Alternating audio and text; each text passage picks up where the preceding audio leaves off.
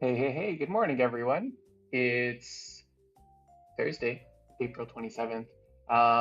Looks like markets are green for once in a little while. Of course, this won't be much, what's the word? Condolences for those who have invested in either FRC or Bed Bath & Beyond, are two meme stocks of the hour. But for the rest of you who have brains, today might end up being a pretty green day. Yes, or we're long ENPH. Uh, Very sorry. That is a really steep fall from 221 down 26% for Enphase Energy over, the past like day or two. So not not great, but there will be other opportunities. Maybe. Maybe not for you. Maybe you lost all your money. That's all right. Fisker is up 22% yesterday. And it looks like that is, pretty much tapered off. Today's only up about the same as SPY. Um, wow, is that serious message? Is that number correct? US GDP advanced numbers are 1.1% versus a forecast of 1.9%. Hold on. I'm doing. Oh, okay. Yeah. Pre-market is immediately turning, a little bit more sour than it was before. Oof.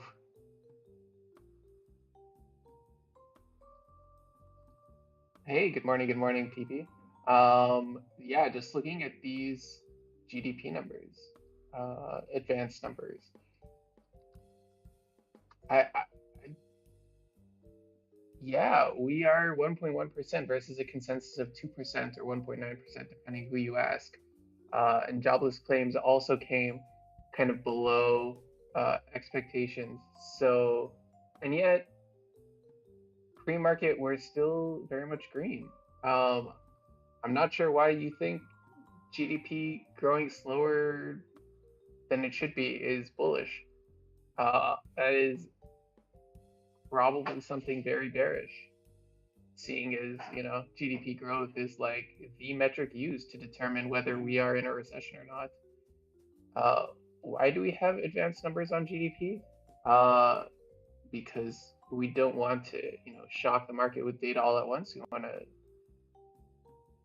give people as much data as soon as possible, as soon as we have it, I guess.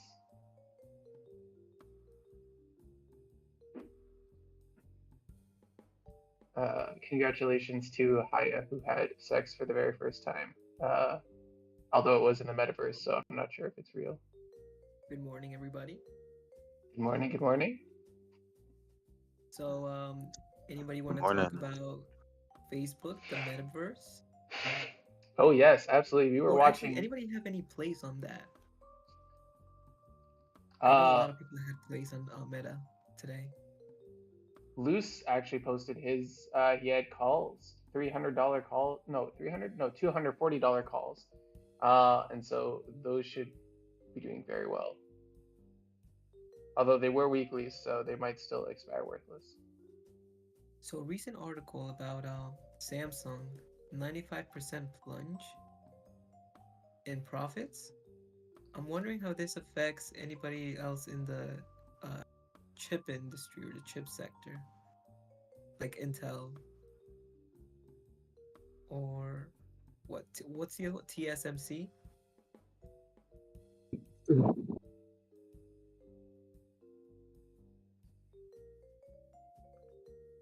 Yeah, TSMC is the other one, and I found the article that you're talking about.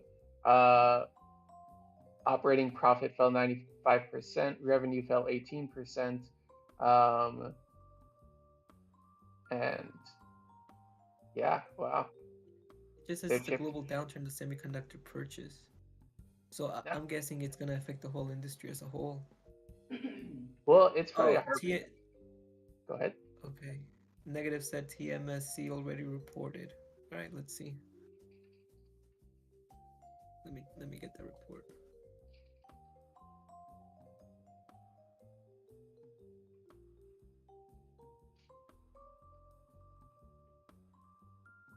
Yikes.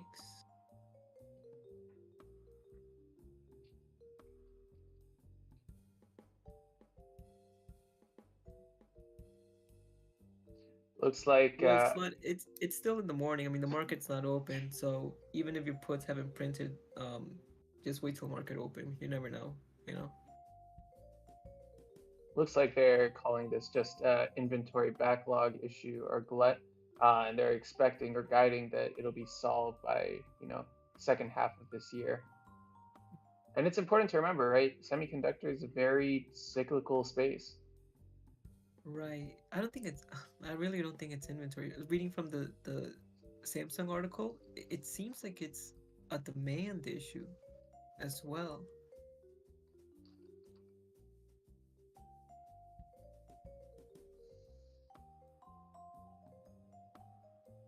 Oh, but I see what you mean. Yeah, run down inventory, gradually start buying chips again.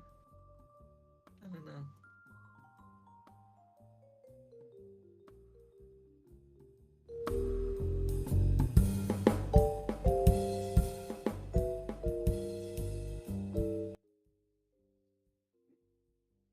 Penny home sells at 10 a.m. Looking forward to that.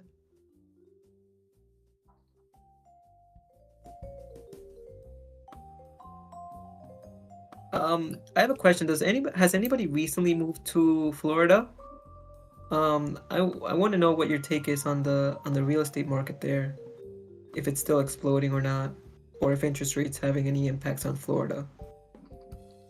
Boots on the ground opinion, not anybody, you know. Floridians, I'm asking. Yeah, well, obviously Florida's higher now, but thank you. Florida flooding right now. Okay. Sure. High, exploding.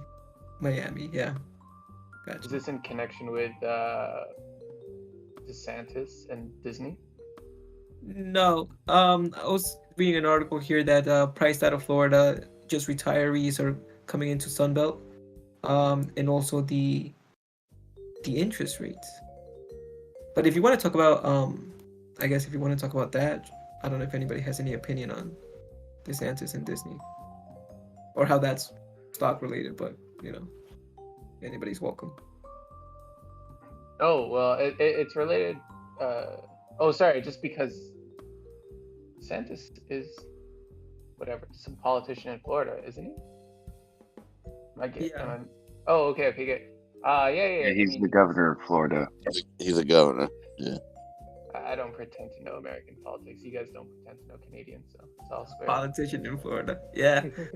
Oh, well, yeah. He's going to war with Disney, and he has been for quite some time. But yeah, but what type of war is this? Like, is it a war that's definitely going to affect their P&L, or is it just a culture war? Oh no, it's absolutely, a war on trans people, them trannies. I'm from Florida, and I can speak a little bit on the real estate if you want. Yes, please go ahead. Okay, so when it comes to the actual housing, buying houses down here, the issue a lot of people run into is actually the insurance. Because just recently we've all been notified that we're all gonna have insurance premium rate hikes. And I think this year my insurance went from 4,000 to about 7,000. Wow. So that's what's playing a major role here more than the actual rate hikes. Well, one thing I just want to ask about your insurance, is this for like new people that are coming in with or this is based on, like, let's say you've had your insurance for a while and suddenly it skyrocketed? Had insurance for types of about increases? 20 years, but it's also isn't impacting new buyers as well. Gotcha. What about property taxes? Is that affecting purchases as much or no?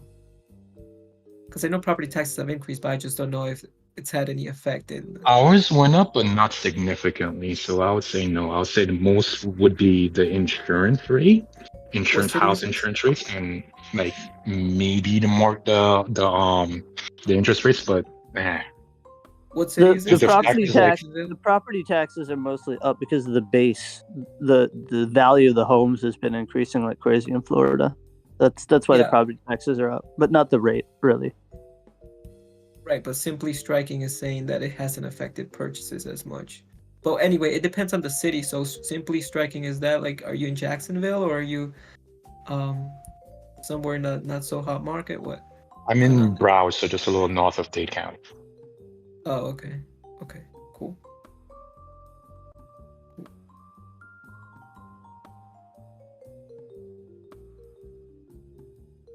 Amazon calls.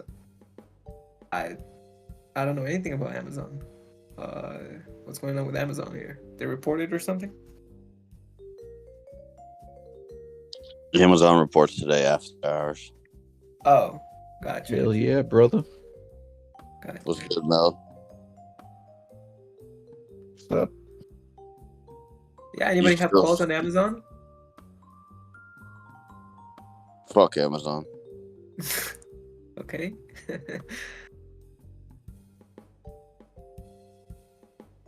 Anybody have any plays for Activision? Since they Oh yeah. released their earnings early, they beat on their earnings, but it really didn't do much for the price movement after the UK blocking. Right.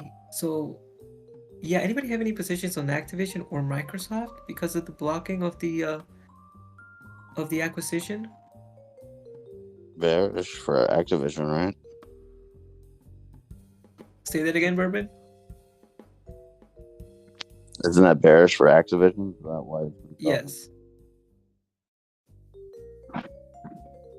So they're officially not going. No. Activision and Microsoft are supposed to be working together to appeal it, but God knows how long that'll take. Yeah, that's it. The appeal process takes, could take years, to be honest. Just the appeal alone. If you're gonna do a play like the Lorex said, just hold. This is a share play at this point because you don't know when it's gonna, if the appeal's even gonna work or not. And hold on, how long is that?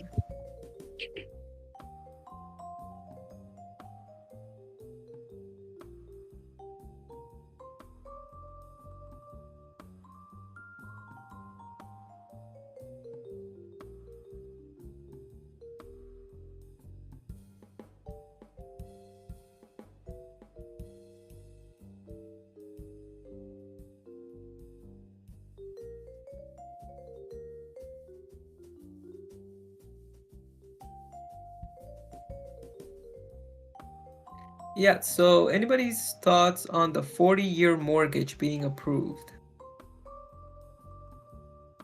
I know that's bullish for the real estate market, but there's some caveats to that 40-year mortgage. But I think it's going to be common as the years come by.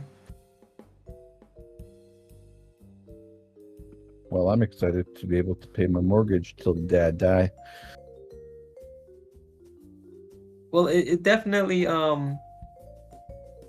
makes the financing easier, but again, it's just, it's all fluff for the real estate market. I think at this point, officials are just trying to save it as much as possible. Why is it fluff though? I think it's a really big advantage for the U.S. that we have these long-lived fixed-rate mortgages and we don't have prepayment penalties, at least on the conventional ones. I think it's a lot of like really powerful optionality for people. You can refi. You can, generally speaking, rely on the value of your home to go up over time. I think it's a really powerful inflation hedge and savings tool for people. So, yeah, I don't really see a downside. What's the normal average interest rates for like the 40-year? Is it just whatever the market is now? It's going to be higher than the 30-year, whatever the 30-year is now, but higher. So be a higher interest rate. Well, yeah, because the lender's taking on more risk, so it'll be a higher interest rate than the 30-year. But it's 40 years. That's right. With a lower mortgage payment. How is that higher risk?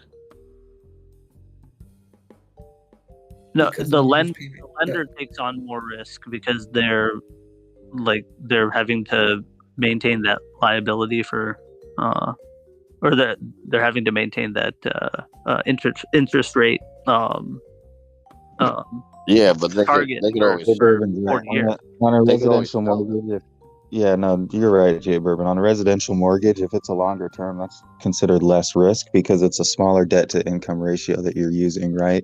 Or that you're having to pay smaller More proportion interest. of your income.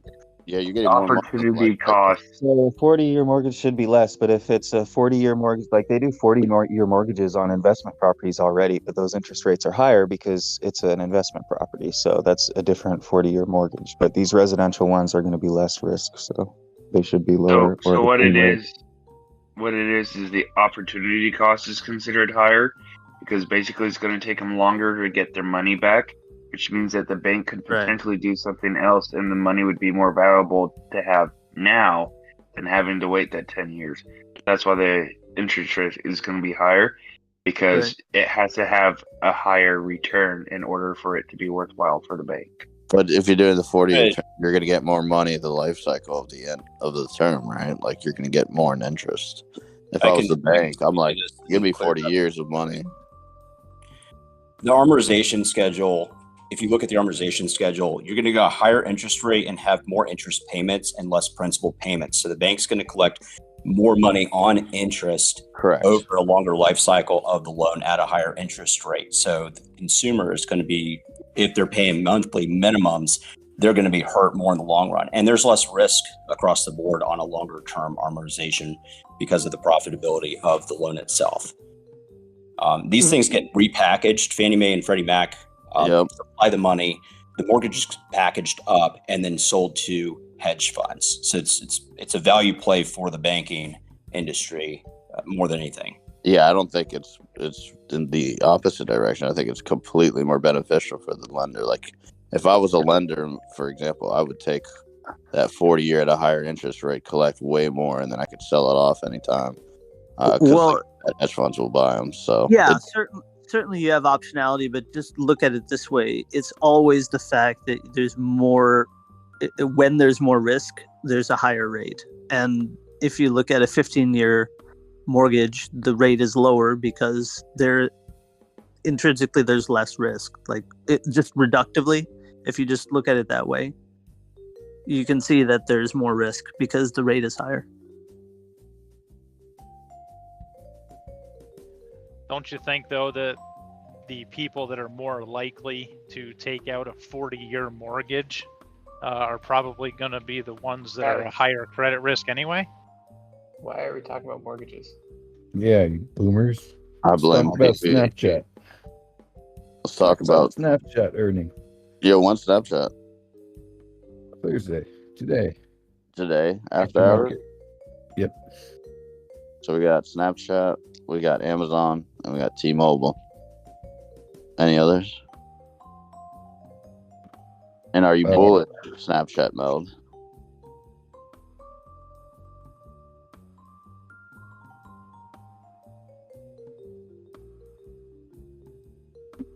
So should I buy calls or puts? Well, you do strangles, don't you? Yeah, but not earnings. I'm bullish AGNC since we were just talking about mortgages. So AGNC, 14% dividend. So you're bullish on shares, right? Yeah, I'm just bullish on the price. The stock price. I think the stock price is going to go up. It's been bottoming for the past few months. The Federal Reserve pumped a bunch of liquidity into the balance sheet when the banks first started happening. If you go back and you look at the Federal Reserve balance sheet, you can see a nice little double bottom right at 7.5 trillion. So they clearly don't want their balance sheet to go below that number. So we might be sideways for a little bit, but I mean, the pivot is basically in effect. I don't think we're going to get any crazy sell-offs or black swan event to go any lower. I think we'll go sideways, and then everybody realizes, oh shit, there's no reason to be bearish. We'll probably be off to the races. I have a question regarding not just FRC, but regional banks in general, because I think they're going to face the same problem as FRC. is that when FRC says they've been talking to regulators, exactly what does that mean? Does that mean the regulators are just being soft in any regulation that the bank has to abide by for the bank to operate until they're I'm pretty sure stabilized? they're What does looking that for mean? like a bailout line, right? So in the case that they do experience a run, right? They want the same assurances that, let's say, Silicon Valley Bank got, where the depositors were insured. Because right now it seems that the Fed isn't Do you really. mean the bailout whenever they say they're talking to regulators, pretty much? I mean, like, yeah, I suppose you can like Because I think other that's banks are their also going to face the motivation. same issue. That's the thing. Yeah, they could go out of business for sure, but So they what's are the in regulator that going path to do? anyway. They probably want to try to save the business. Yeah, they're Because right probably now trying it's to. not. They're probably trying to prove that they have the required reserve ratio of, deposit funds, and here's our book of loans and T-bills and whatever. Like, we're solvent and we're liquid. That's probably what they're trying to do, is sort of save themselves from being forcibly actioned against by the government. Well, the thing is, Good morning, y'all. Hey, good morning. I think it's the opposite. I think they would loosen regulation for these banks facing problems, because if they tighten regulations, then these banks are just going to go out of business. For example, I have First Citizens Bank that bought out Investors Bank across the street from my house. I mean, but But I know it's First not an Citizens issue of Bank is. Go ahead. it's not an issue of regulation, right? It's an issue of like people are pulling their money out of these banks, I was about and to when you have say a that run on the exact bank, thing. If any kind of run situation is gonna leave, exposed to risk, a bank with their pants down. it's an issue of like interest rates, right? So interest rates go up, banks haven't caught up, people are pulling out their money because of these bank runs, and the banks are collapsing. So Cool. the question is the Fed going to do anything to calm down, your average depositor? So they won't like run to the door like the second bad news hits. Okay. Well, if anybody has any plays, because I think the chat wants us to talk about plays. You know what, man? I'm actually feeling pretty bullish on Snapchat. Skull. I'm feeling bullish because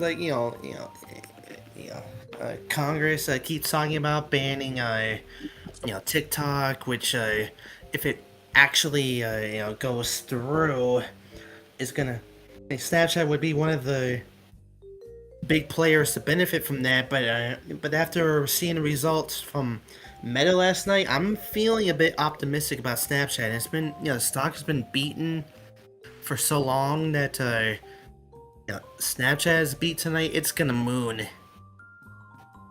So you're saying it can't go lower, but it can, right? So you got to see where they're making their money. It could go to zero at any time, but at this point, I think it's got some upside in it. Yeah, I mean, I am looking at calls for Snap. Haven't played it yet, but you guys use Snapchat? You know what I mean? But I do use it. They do have an AI bot in it, and then if you look at the creators that are on TikTok, YouTube, blah blah blah, they're making a lot of money through Snapchat versus the other platforms. You know what? So I mean, it's something to pay attention to. Yeah, the IV is so ridiculous on Snapchat options. I would just get some shares at this point.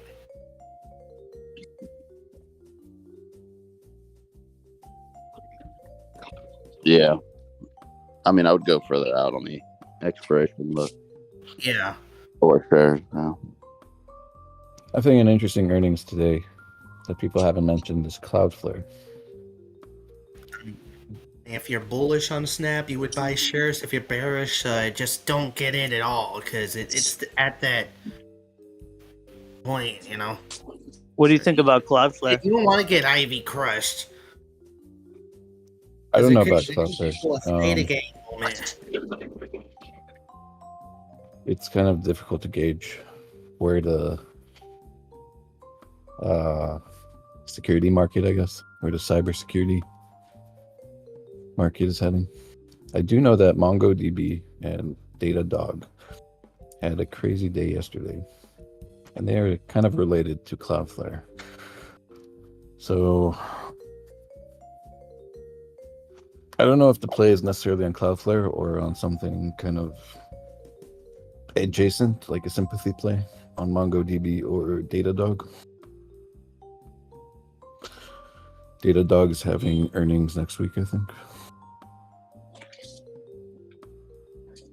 Does anybody have any idea what's going on with Warner Brothers and why they took a shot? We probably discussed this already earlier, like yesterday, but I feel like there might be a play there. Right? Warner Brothers, dude, you fell into the blockchain. Can't hear everything you're saying. My fault. Let me get a little bit further away from this fucking machine.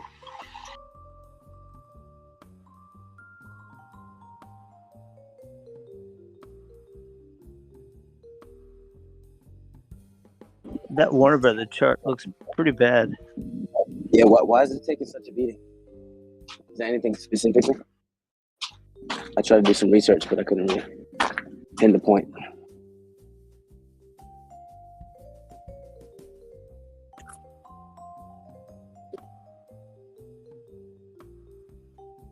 What's interesting so far is all the big tech companies had largely positive results. So the question is, does this spill over to Amazon, Apple, Snap, Intel, and so on? I've been seeing a lot of discounting on MacBooks. Maybe a little less so on the iPads and iPhones, but I think they're probably having a lot of trouble selling laptops right now. And Yeah, I we're think their like in guidance this is no man's land as far as upgrade cycles go for the iPhone. So Yeah. I don't know.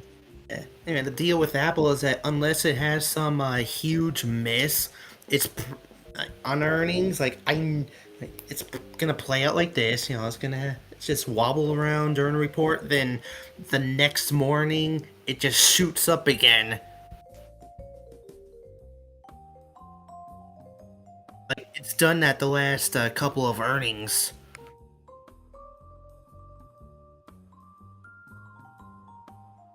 I mean, from a technical perspective, it doesn't look particularly good to me. It looks like it's at the top end of a pretty long channel, and it's been strong lately. But I mean, you know, how much of that is people sort of running for safety? I'm kind of bearish on Apple because, like, I don't see their guidance being positive. Like, there's no way. Like, people are squeezed right now, so right they're now, not going to buy MacBooks. They're not going to buy. Apple is at a huge make or break point here. You know, the downslope and channel.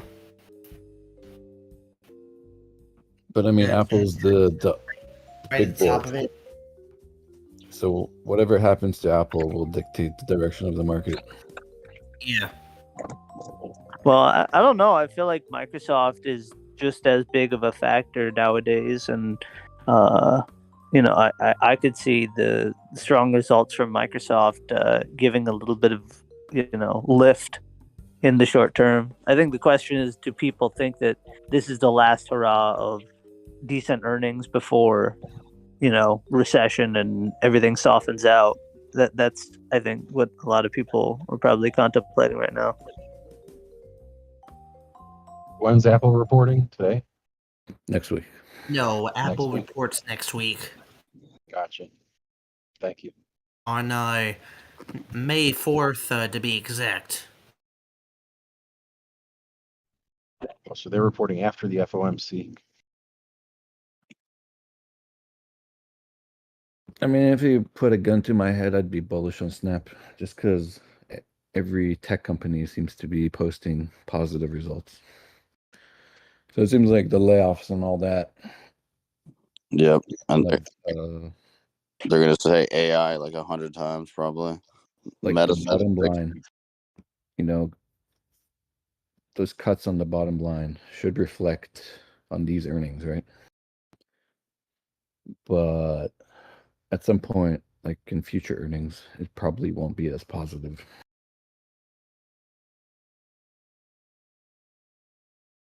I mean, options are cheap enough. Yeah, It's worth FOMC the is call. based. Go ahead, Tech. The consensus is for a 25 basis points hike, but it's still possible that the Fed could surprise us with that pivot. There's no way they're going to do that. Yeah, I know. It's always sometimes good to think about that they could. It depends on unemployment, right? So if unemployment is still low, they won't pivot, in my opinion. But a man can dream. Inflation doesn't really matter anymore. I think it largely is based on the unemployment numbers. They've never cared about inflation. They want inflation. I mean, 2% inflation cumulative for like fucking 10, 15 years. Basically, we've been holding down and raping the American people for the past 15, 20 years. I wasn't expecting to start drinking this early, but he said the magic word, Fed pivot. Pouring one out for the boys. Let us dream. Cheers, Skull. All right, you guys. I don't think we're gonna have a pivot anytime soon. Anyway. Hey, I'll take a hit of my spliff for you, buddy. You guys convinced me. I bought like 10 grand of Snap. Yeah, dude, I'm bullish on tech. Hell Buy yeah, the dip. brother. Buy the dip is back, dude. Rate hikes are basically over. Start buying the dip. Fuck it. Don't even get me started with the debt ceiling raise. Oh yeah, right. Is Dude, the government going to everyone and their mother has announced stock buybacks. I mean, I wouldn't be surprised if we see some more. I know it looks like it's like the markets are topping out now, but I wouldn't be surprised if we see some continued bullish action for no reason. Because like every single company on earth has announced they're doing stock buybacks now. It's ridiculous. That reminds me, I wanted to do some Google calls, so that's what I'm about to do. I'm probably about to do just a couple bucks out of the money, maybe like $5 out of the money. Google calls. What are they doing? Like a couple billion in stock buybacks or something crazy? If y'all want to ever hack my accounts, I'll give you my password. It's like a Jeep with a soft top. Like, don't even bother locking the doors because I don't want you to cut my soft top. My password is always buy the dip.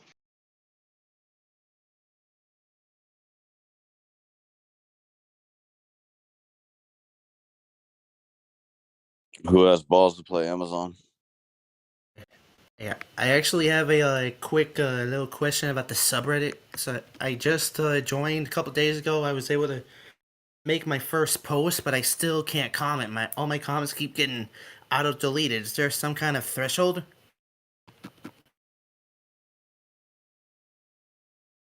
I think you have to have like 1,000 karma. I gotta have an X amount of karma before I can start commenting on other posts.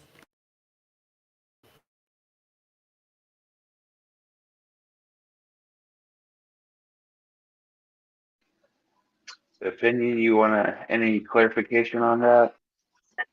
Or are you just trying to make posts? So I think there's a minimum karma threshold on WallStreetBets, or at least there was after the GameStop thing. I don't think they ever removed it.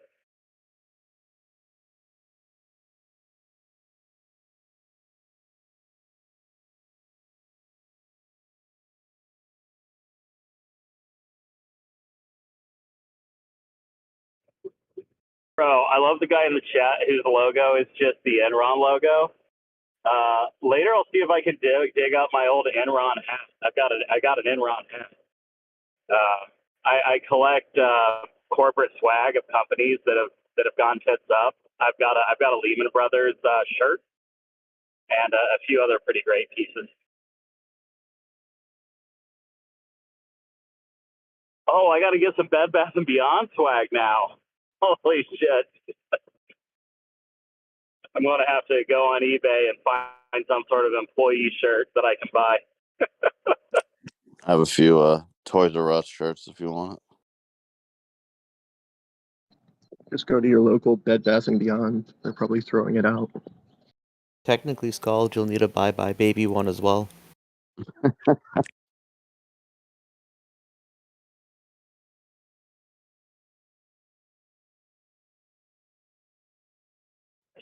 Slow spoiler in the comments saying he's got a Circuit City shirt.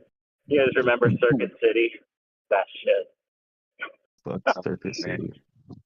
Takes me back to my childhood. You I've guys, got free Radio Going to Shack battery testers. All right, going to Circuit City to buy Now That's What I Call Music Volume 3. Right, just brings you right back to your childhood. what do you guys think about Warner Bros. Discovery? They own HBO streaming services. They have negative earnings. Looks like their next earnings should be positive. They've been digging themselves out of the gutter the past year. The stock looks like it's bottomed pretty good, although it could go lower. But we had a nice bottoming pattern here. I don't know. I think I'm going to short it. Warner Brothers, that's all loose ventures. That's all he's been talking about for like 2 months. Oh, really? What is he talking about? Oh, he's looking for deep value though. He doesn't short shit. So I can't fuck with it. I think he went can't long on it. Like he's bullish about He like Harry goes long Potter on and everything. He won't short anything. He goes long on everything. He just tries to find super deep plays. I went in on the same play that he suggested, which was $20 calls for June Watchers. expiration. Hopefully playing on the Harry Potter game that sold like $1 billion. Oh, okay. All right. I just know that they own HBO streaming, and HBO seems to have a lot of really good content on streaming that people enjoy. But I know if it's not bringing in revenue, then that's useless. So. I mean, if there's one brick and mortar retailer I miss the most, it has to be Radio Shack. Back in middle school, I was really starting to get into DIY projects and stuff, and Radio Shack was my go-to source. But ever since they closed down, I kind of just, lost the. Yeah, I'll agree with that. Radio Shack was really useful because it's the only retail store you can go to buy resistors. Like if you if you're doing a circuit board project or you're working on a car, like for instance, you put LED lights in an old car and now the blinkers blink too fast. The only way to fix that is to wire some resistors into the wiring. And if you just need to pick that shit up on a Saturday, the only way you could do that was Radio Shack. So I'm pissed they're gone, man. Yeah, bruh. Hey, we're just dumb Americans, though. We don't make anything. We just consume and work. It's our jobs. It's our life purpose. That's what it's becoming. I don't know about Can I you talk guys. to you guys There's still about? some Oh, Radio never. Shack locations around, but none near me. Joke's on you. I also sleep and do other things. You sleep? What the fuck? Next, you're going to be telling me you're making money in the stock market. Dude, Intel earnings are today? Holy shit, they are. Okay, who's at Intel? Come on, raise your hands. I mean, my all-time P&L is like a negative 12 grand since 2018, 2019. Bro, you don't have you're not playing the stock market. You have a stock buying hobby that costs you money. That's rough. I hope it turns around for you, Chief. Yeah. Hey, but at least it's a good tax write-off. That's what I tell my wife and her boyfriend. Yeah, and you know what? I mean, the only time that I actually, started to make some serious money in the market was back in July 2021. Flipped a $500 over $3,000, but then I gave it all back on the very next play. If you manage to lose money in We've all been 2021, there, man. that's impressive.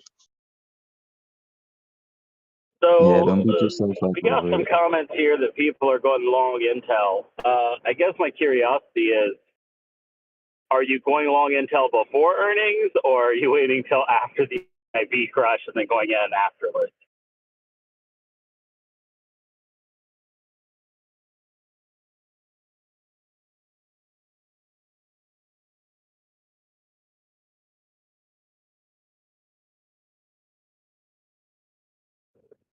Waiting for Sleepy Nate to respond to the comment.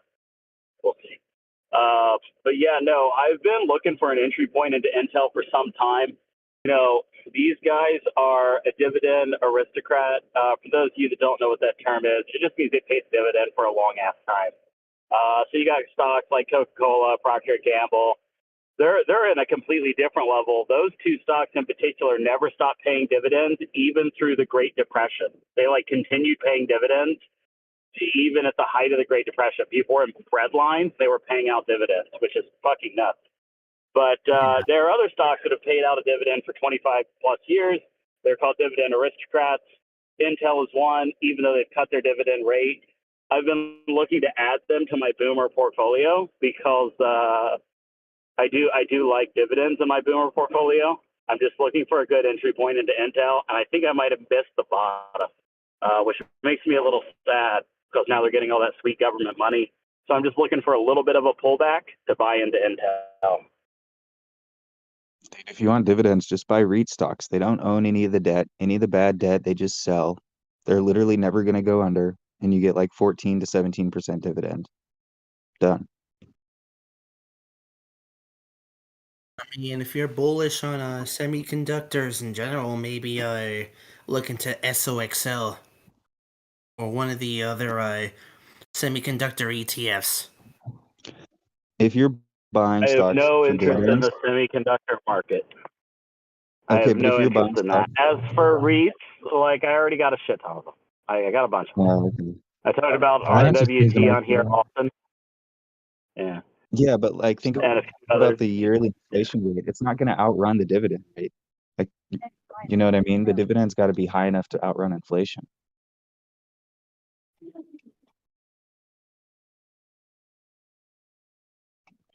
That's true. So what you're saying is I should have already maxed my I-bond buyout for the year, which, maybe I haven't. and then dividend stocks, right? Right. But seriously, bonds are paying out stupid interest rates right now, guys. I mean, it's just stupid. If you're not looking at bonds in this market, I don't know what you're doing. Are you have you gotten any commercial bonds, or are you just doing like municipal and like government? I'm just talking about I-bonds, man. Just straight up regular federal government bonds. Nice, for sure. I mean, if I had just hundreds of thousands and millions, sure, I would own a bunch of bonds. But I mean, if you're a guy with like $1,000, $2,000, I don't. That's probably why you're on this call. I mean, my boomer dad actually bought about 100 grand of the 1-year bonds. Right when it was hovering around 5%. My grandfather, for all his grandkids, when like every birthday would give us each $100 bond, and I used it at like when I turned, I think I was like 24, to buy my first house. Just cashed out and used it as a down payment. It came out to like 33 grand. That's really weird because my grandfather just gave me some guns and a 6-pack of PBR. It depends on what the guns are. At least he didn't give you Bud Light. Hey, no joke. One of those guns was actually worth like $2,000. It was a old Wild West like muzzle loader, breech loader gun that was converted from muzzle loader from like the fucking, I don't know, the Wild West Wars or some shit. But I've got clients. The First Horizon Bank, their like entire executive team is especially their CEO is a client of ours, and they go to a shooting range in St. Augustine, Florida, like every 1 weekend a month. And these dudes have these shotguns. They go clay shooting, and I know one of the guys paid like $150,000 for one of his shotguns. Yeah, I mean, without getting too off track here, he also did give me a legit Swiss Luger pistol from like World War One that the Germans used a lot in World War II. Nice. I'm sure it has some bodies on it. But anyways, the some actual plays. I'm aside from buying a shit ton of Snap right now, just because you guys talked about it, and I'm degenerate like that. I am kind of waiting for May 8th, 10th, and 11th for earnings because everything that I've got is reporting on those fucking days. ACHR, EVTL, IonQ, Plug, Stellantis, et cetera, et cetera. What is Simple's opinion? And say, remember how you all laughed at me when I say buy Meta at 90? I was right, you were wrong. Goodbye. You told us to buy it at 300 too. Russ, funny thing about that is that Stop being simple. funny thing about that is I actually had a position right near the bottom, but I stupidly sold it and missed out on so much gains. Dude, the last I caught last. Meta.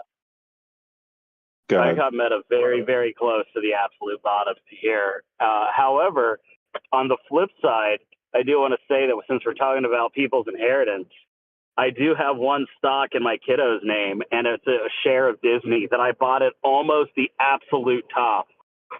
Like literally almost all-time high for the stock when I bought this one share of Disney.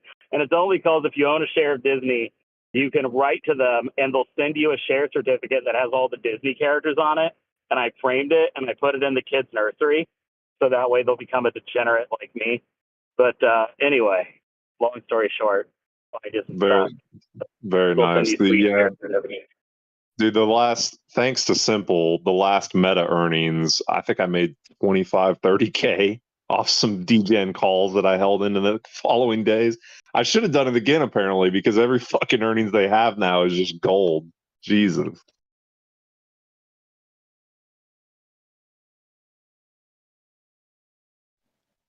Hey, Scald, was that, so you can help tell your kid later? See, this is the reason why Daddy goes behind the dumpster all the time. Absolutely. Holy shit. Gap is cutting 1,800 jobs. I think their corporate headquarters is near me here in Columbus, Ohio. I think they're based out of Ohio. I know because their CTO came to this venture capital event I was at recently. I was talking about how innovative their tech stack was. I was like, that's cool. So Google. That's what I think of when I think of clothing companies. I think of deep tech innovation, right? That's what you guys think of. Send You hear the word clothing, rooftop. right? All right. So Google is voting on whether or not they're going to have equal voting rights for their Class A and Class B shares.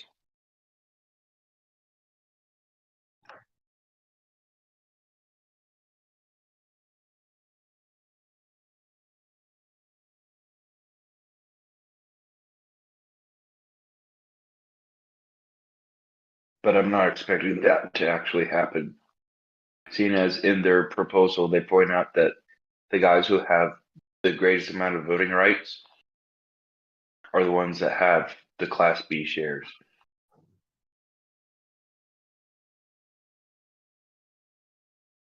Skull, didn't you say they were cutting a bunch of jobs from Gap? So shouldn't that be a play in the near future for a put? Wouldn't that be a smart play? Yeah, well, that was Sleepy Nate in the comments talking about Gap cutting 1,800 corporate jobs. Which, I mean, come on, you're like a clothing company. How many corporate jobs do you need? You sell shirts. I mean, how hard is that? That's true. I think they Go took to a lot of shop, buy a shirt, sell it in America, make your profit. Like, what does this take? I think they're coming down from all the Kanye hype, and since he's been brought down, it's been plummeting along with him. From what was it, 33 a share, or some shit. Now they're at $9. Back to a couple minutes ago. Speaking of guns, I'm looking at Smith and Wesson. They beat their last earnings. It looks like the stock is finding a bottom. I don't know if it's still doing well, but I used to have some Olin's company, and they're the ones that own like Winchester and a couple others. They did pretty well there for a while, and I know they paid good dividends too.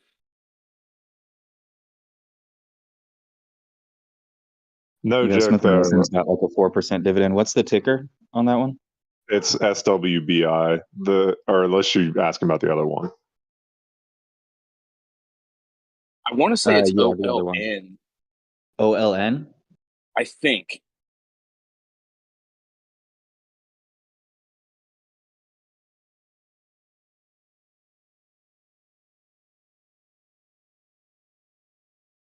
Yeah, it's OLN. Yeah, I got it. Thanks. Only on the Wall Street Bets chat could I also be negotiating a deal with somebody for a D6 dozer they inherited from their grandfather. Anyways, Only if it has steel plates on it. I think they all do, right? A D6 is pretty big, but the SWBI stock is.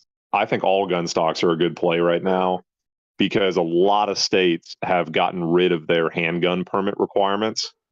Like in my state, you used to have to go down to the sheriff's office, do a whole thing, wait like 3 weeks, then you could go buy a pistol.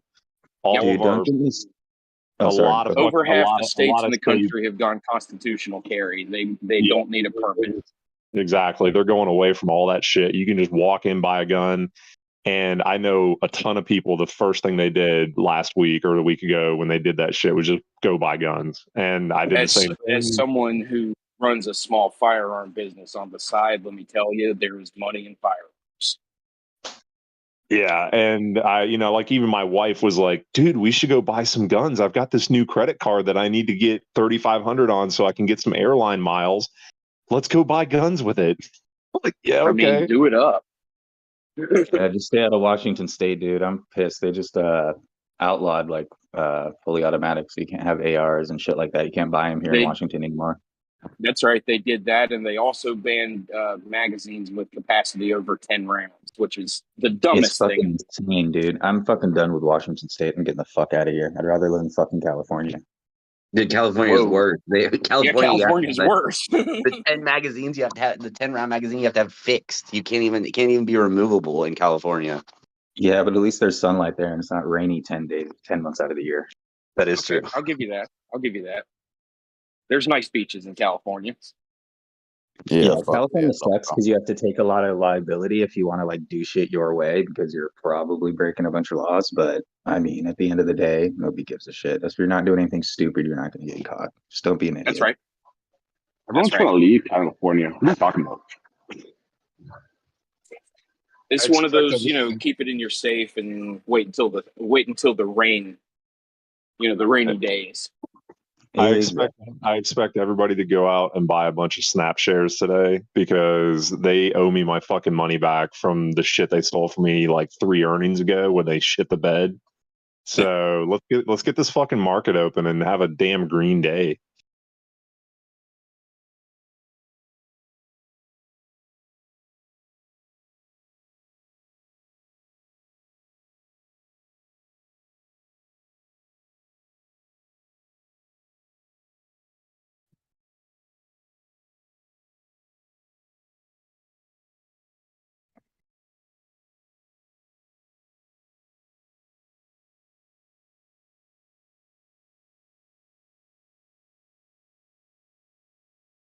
I'm buying the dip on Snap and Snap-on too.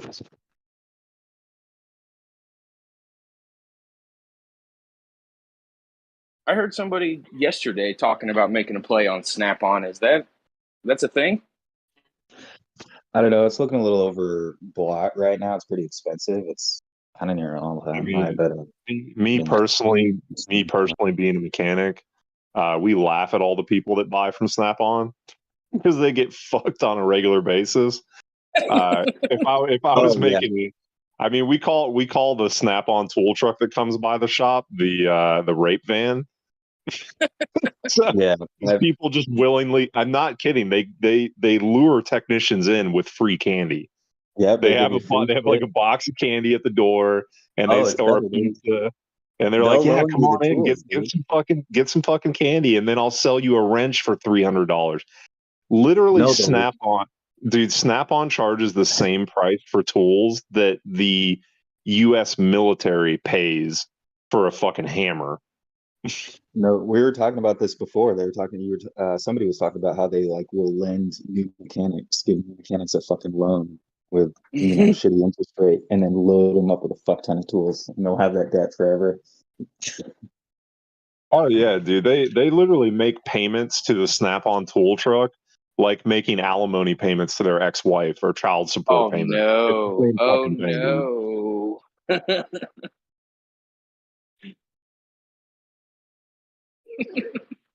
But like for real though, if you want to buy a tool stock, Stanley Black and Decker is probably a better company. They own Matco Tools or Mac. I think they own Mac. I don't know. It's either Matco or Mac. But I prefer, if you want to get fancy, fucking expensive, overpriced shit, I prefer Mac or Matco over Snap-on. Yo, Torres. Just don't buy Ryobi, for the love of God. No. If you see somebody showing up to fix your shit at your house or your car or anything, and they're using Ryobi tools, fire them immediately.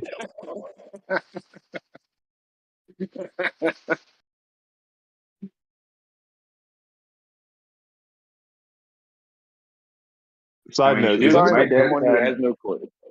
does my anybody dad's had know? Ryobi tools for like 20 years, and they're still going strong. Dude, Ryobi sucks my ass. Does anybody know who owns Milwaukee? Like Milwaukee Tools? Are they publicly traded or no? Ooh, I don't know. Let me I'm looking. hop on the old Google and find out. I'm looking at the other one, SWK. Do you know why their stock dropped like so much recently? I mean, They're owned by Stanley Black and Decker, as well as. Well, no, they're not.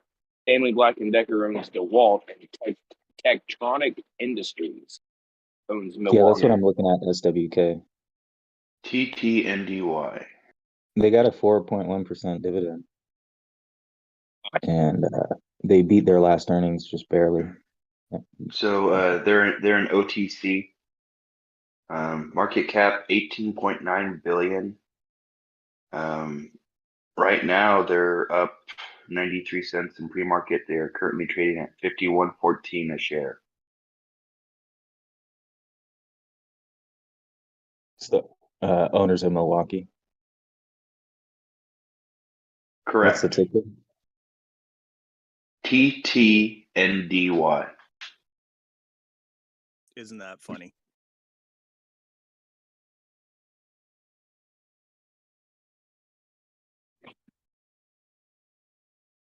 They do pay a good dividend, don't they? Yeah. I think it's outstanding, actually. Was it for a Quarter while? a share. You can't go wrong with Milwaukee Tools. They're the only fucking reason anybody goes to Home Depot. Unless you're trying to pick up a hot guy. Well, that's also true. But that's where the crackers go to steal the batteries. That's why they're all locked up now. oh, dude, my friend came over to visit my house, and I had one of those like really fucking big Milwaukee batteries sitting on the nightstand, and he thought it was like a party favor and took it home. That motherfucker. Yo. You did get it back, I hope. I ended up taking his KTM Super Duke 1190 as payment. I felt they were a fair trade. Oh, that's solid. Those Ryobi batteries are insanely priced too. Like, I mean, just to get one, I mean, the tools are cheaper than the actual batteries to buy. That's how they get you. Dude, Our tools are cheap, but if you want a battery, It's smart because that's like it's the most stolen thing at Home Depot or Lowe's. It was until they lock them up, Well, but they still got ways around that. speaking of batteries, the market is open and my money is recharging. Thank you.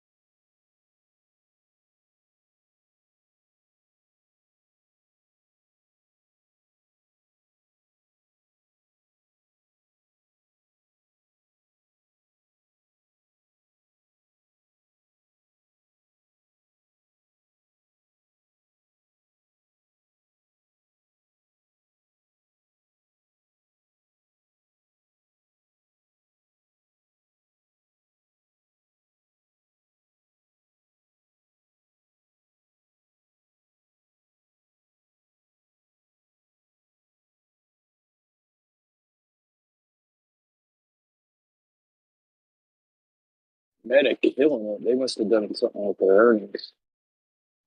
Yeah, they did. Yeah, basically, if you just get degen calls before their earnings, you'll make a lot of money for the past like 3 earnings. Zuckerberg at it again. Damn it. Warner Brothers is going up. I should have put money on that call.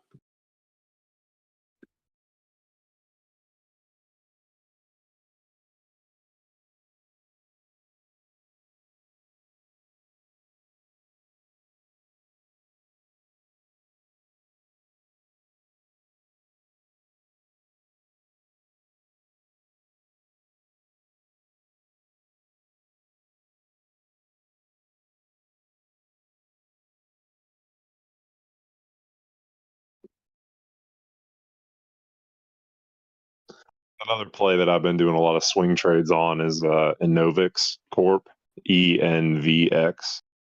They've just been bouncing between $11 and $14 a share.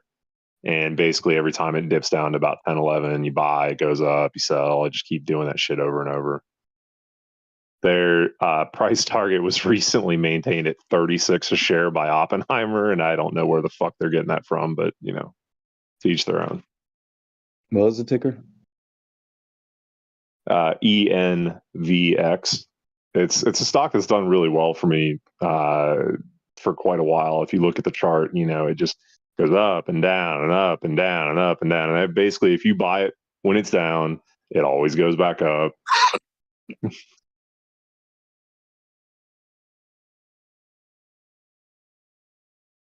I guess now's the time to make a play on it at 11.85 a share.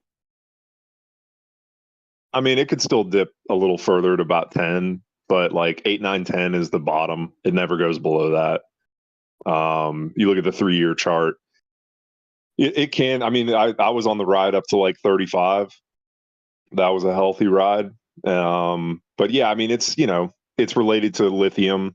So all the fancy schmancy sounding shit makes it pump, and it always comes back. And they also do deals with the government, you know.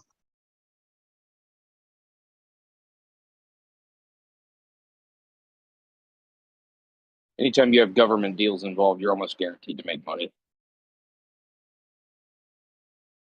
Yeah, they're making some sort of like wearable batteries for like, I don't know, like fucking laser goggles or wrist watches or something for the soldiers, some sort of high tech shit. I'm not smart enough to understand it. I just know it when it's down it goes up, and when it's up it goes down.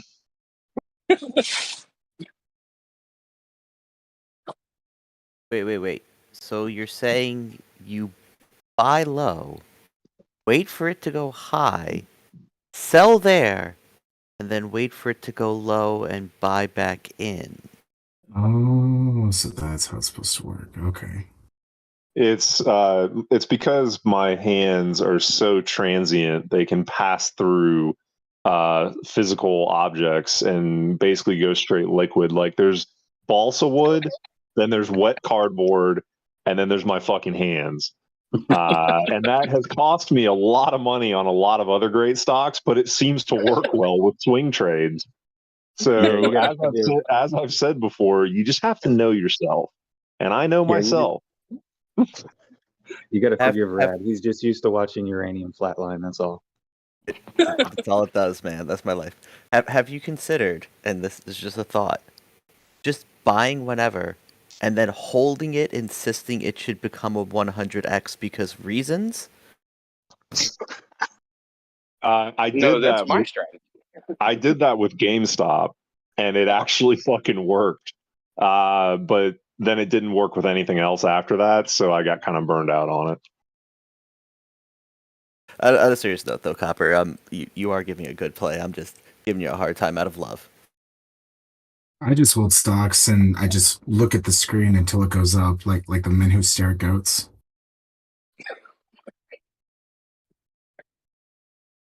Just fucking give myself an aneurysm until that fucker goes up. I have to say this every time I'm on this fucking call. I still cannot believe the shithole bank that I grew up using, my first fucking debit card, First Citizens Bank. I still cannot believe that shithole is actually taking over other banks. Like, that was over 20, 30, I don't know, 25 years ago. I got my first fucking debit card from that asshole bank. I fucking hate that bank, and I still have that fucking debit card. Fuck First Citizens Bank.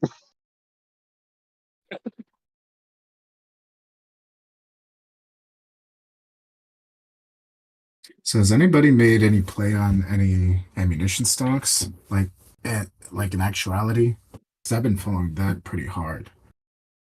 Because like I follow what is it? Vista Outdoors that has and this is just like retail ammunition. There's Vista, and we were talking about Olin earlier. Yep.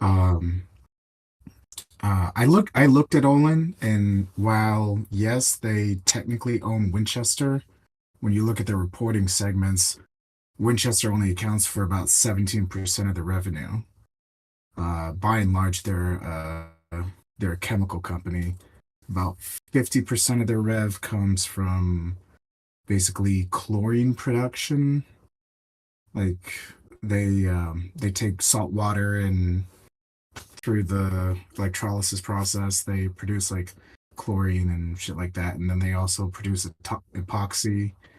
But Winchester wasn't a really big part of their niche. So I've been looking at Vista Outdoors personally, and they have two segments, which is sporting and outdoors. Sporting is just a euphemism for shooting and ammunition products. And they're supposed to spin that off sometime this year. So I'm just waiting for them to spin it off and wait for the share price to go down. But I was just curious if anyone else had made an ammunition play, given all the deregulation that we were talking about earlier. So most cops in the country use ammunition called Spear Gold Dot, and the company that owns Spear is called CCI. I do not know if they're publicly traded or anything, but that might be one to at least check out. I think I looked up CCI, and I don't remember. I want to say They're privately owned. Let me look. I think any gun or ammunition stock is a good play. I mean, we live in America, right? You know what I mean? And there's I always thought this was America. it's always a pandemonium. I'm sorry. I thought this was America. Which president's gonna Oh be? yeah, yeah. This owns CCI. Okay, that's right. All right, then there you go. Wait, hold on a second. I thought this here's America. Dang on some bitch. The fuck? So something to consider with ammo stocks, and I'm not saying don't get them, but most gun and ammo stocks tend to actually do best when people are worried that their guns are going to be taken away, not Oh, easier yeah. to access. It's Yeah, why I can Democratic. speak to It's why that. when Democrats have full control of the government, gun stocks tend to go up because everyone thinks, "Oh dear God, the Democrats are going to ban my guns. I need to buy them now." Right, Some- because the gun market is cyclical. It's feast or famine, and right now it's feast, or at least it's starting to get that way. Yes, it is. You know, but Another- something that's depressed a lot of gun stocks is the increase in inventory, because right now people, gun owners in general, they and I'm a huge gun owner myself. We always complain that, oh, we can't find any ammo, we can't find any ammo. It's like, no, there's plenty of ammo out there. Actually, there actually is. Lots. And I even read Vista's 10K, I think, and they were saying that they're gonna start scaling back on manufacturing because they've got such they're building up so much inventory now, and that's depressed the share price. If anyone cares to look it up, it's VSTO. And Well, I mean, they've been depends on taking a what dive this week. So that depends on what kind of ammunition you're talking about, because I was trying to find some 9.65 Parabellum cartridges for an old Luger, and that shit's impossible to fucking find. well, yeah, I mean that's a very niche ammo, right? I mean, not a whole lot of people have 9.65 mil. Like, people are looking for their 45s, for their 9 mils, things like that. And Who makes ammo for the military? for the military, that would be, so Winchester does have A lot of Winchester. Yeah, they do. If you really want to look up the main munitions manufacturer, that's actually General Dynamics. They're actually in charge of making a lot of the artillery that we're shipping over to Ukraine, as well as the M1 Abrams tank that we're supposed to deliver to them here quick, fast, and in a hurry. Yeah, So they used to make our- my eye is really on GD. When I was I read in an article. Afghanistan, I when read was an in article Afghanistan, recently that our- they said that the one of the lessons learned from Ukraine, the stuff that's going on in Ukraine, is that they need to have a constant and steady supply of ammo, because I guess they're running out of ammo in Ukraine.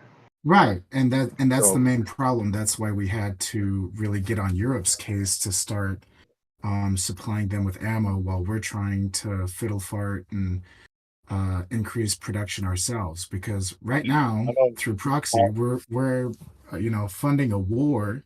We're at wartime demand with peacetime supply, and the fact that the defense sector as a whole is taking a dive, including GD, I'm thinking about selling some puts at probably like 180-ish.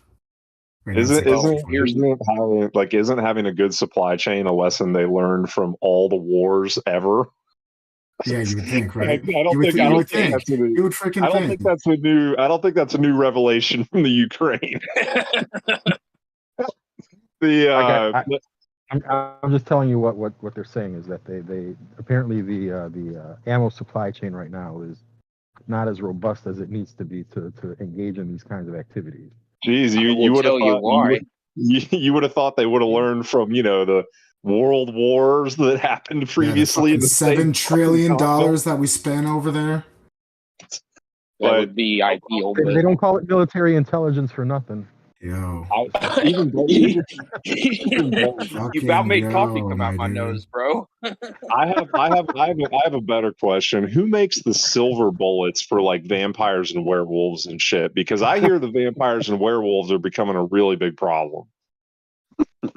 There's the money. There's the money play right there. Right. So long silver. I guess I should probably say this legal disclaimer. Please do not start shooting lawyers. Yeah. Wait, what about garlic? Are there garlic futures? Because like I think gourds are a thing of the past. Who's got garlic futures?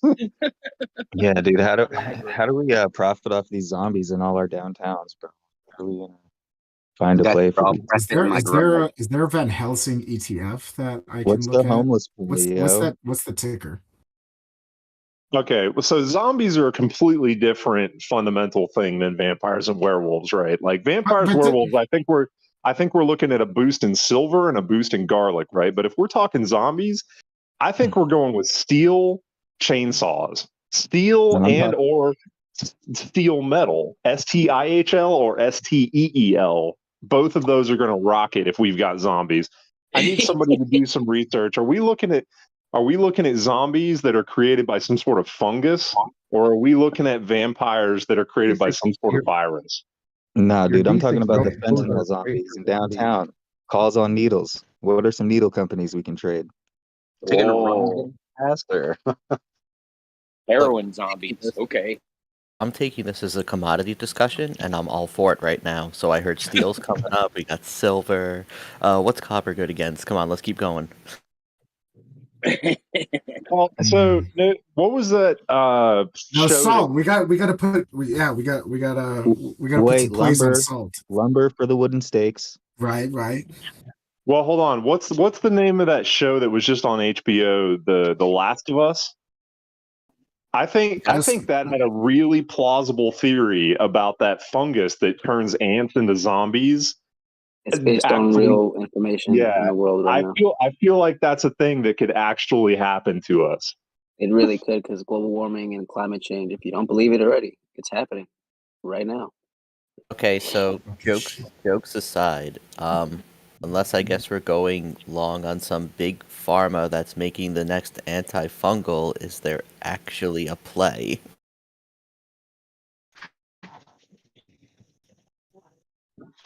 Yeah, I'm gonna unbox this fucking 9-foot tall orangutan suit, and we're gonna go find journalist and get this debate started. I think the answer to your question, Rad, is there is no place. Somebody was mentioning heroin zombies. Does anybody know if the company that makes Narcan is public? Ooh, that's a good one. Shit, with all the drugs I'm doing, Narcan's going to the fucking moon. Jesus Christ, they're practically giving that shit away now. So Narcan, let me get back to it. Made by Narcan is made by Emergent Emergent on your Biosolutions. Ticker That is is for quitters. EBF. That's awesome. AMPA. So that was awesome. Back in March, the FDA approved a naloxone nasal spray as an over-the-counter emergency treatment for opioid overdose. Dude, no joke. I have heard a lot of PSAs about that shit. Like back in my day, the PSAs were like, hey, don't smoke cigarettes, or hey, have protected sex, use condoms. Now the PSAs are like, hey, Jenny, did you know you should always carry some Narcan in case one of your friends is overdosing on the toilet? Yeah, like those freaking what was it? Those electricity ads, like, you know, about the safety button, and like, so I could get hurt. Does anybody know You what I'm see talking people about? with bumper stickers that say "I carry Narcan" on their cars now. Dude, the And it's PSA random people. It's not like EMS or anything like that. It's regular, everyday people. Yeah, the PSAs I've heard about it sounds so ridiculous. I mean, I guess it's true, but it's just like these two like high school age girls talking, and she's like, "Hey, Jenny, do you carry Narcan?" "Oh yeah, in case I'm at a party and somebody's like totally passed the fuck out, I hit them with some Narcan, Jenny." The cops in our area actually were stopped.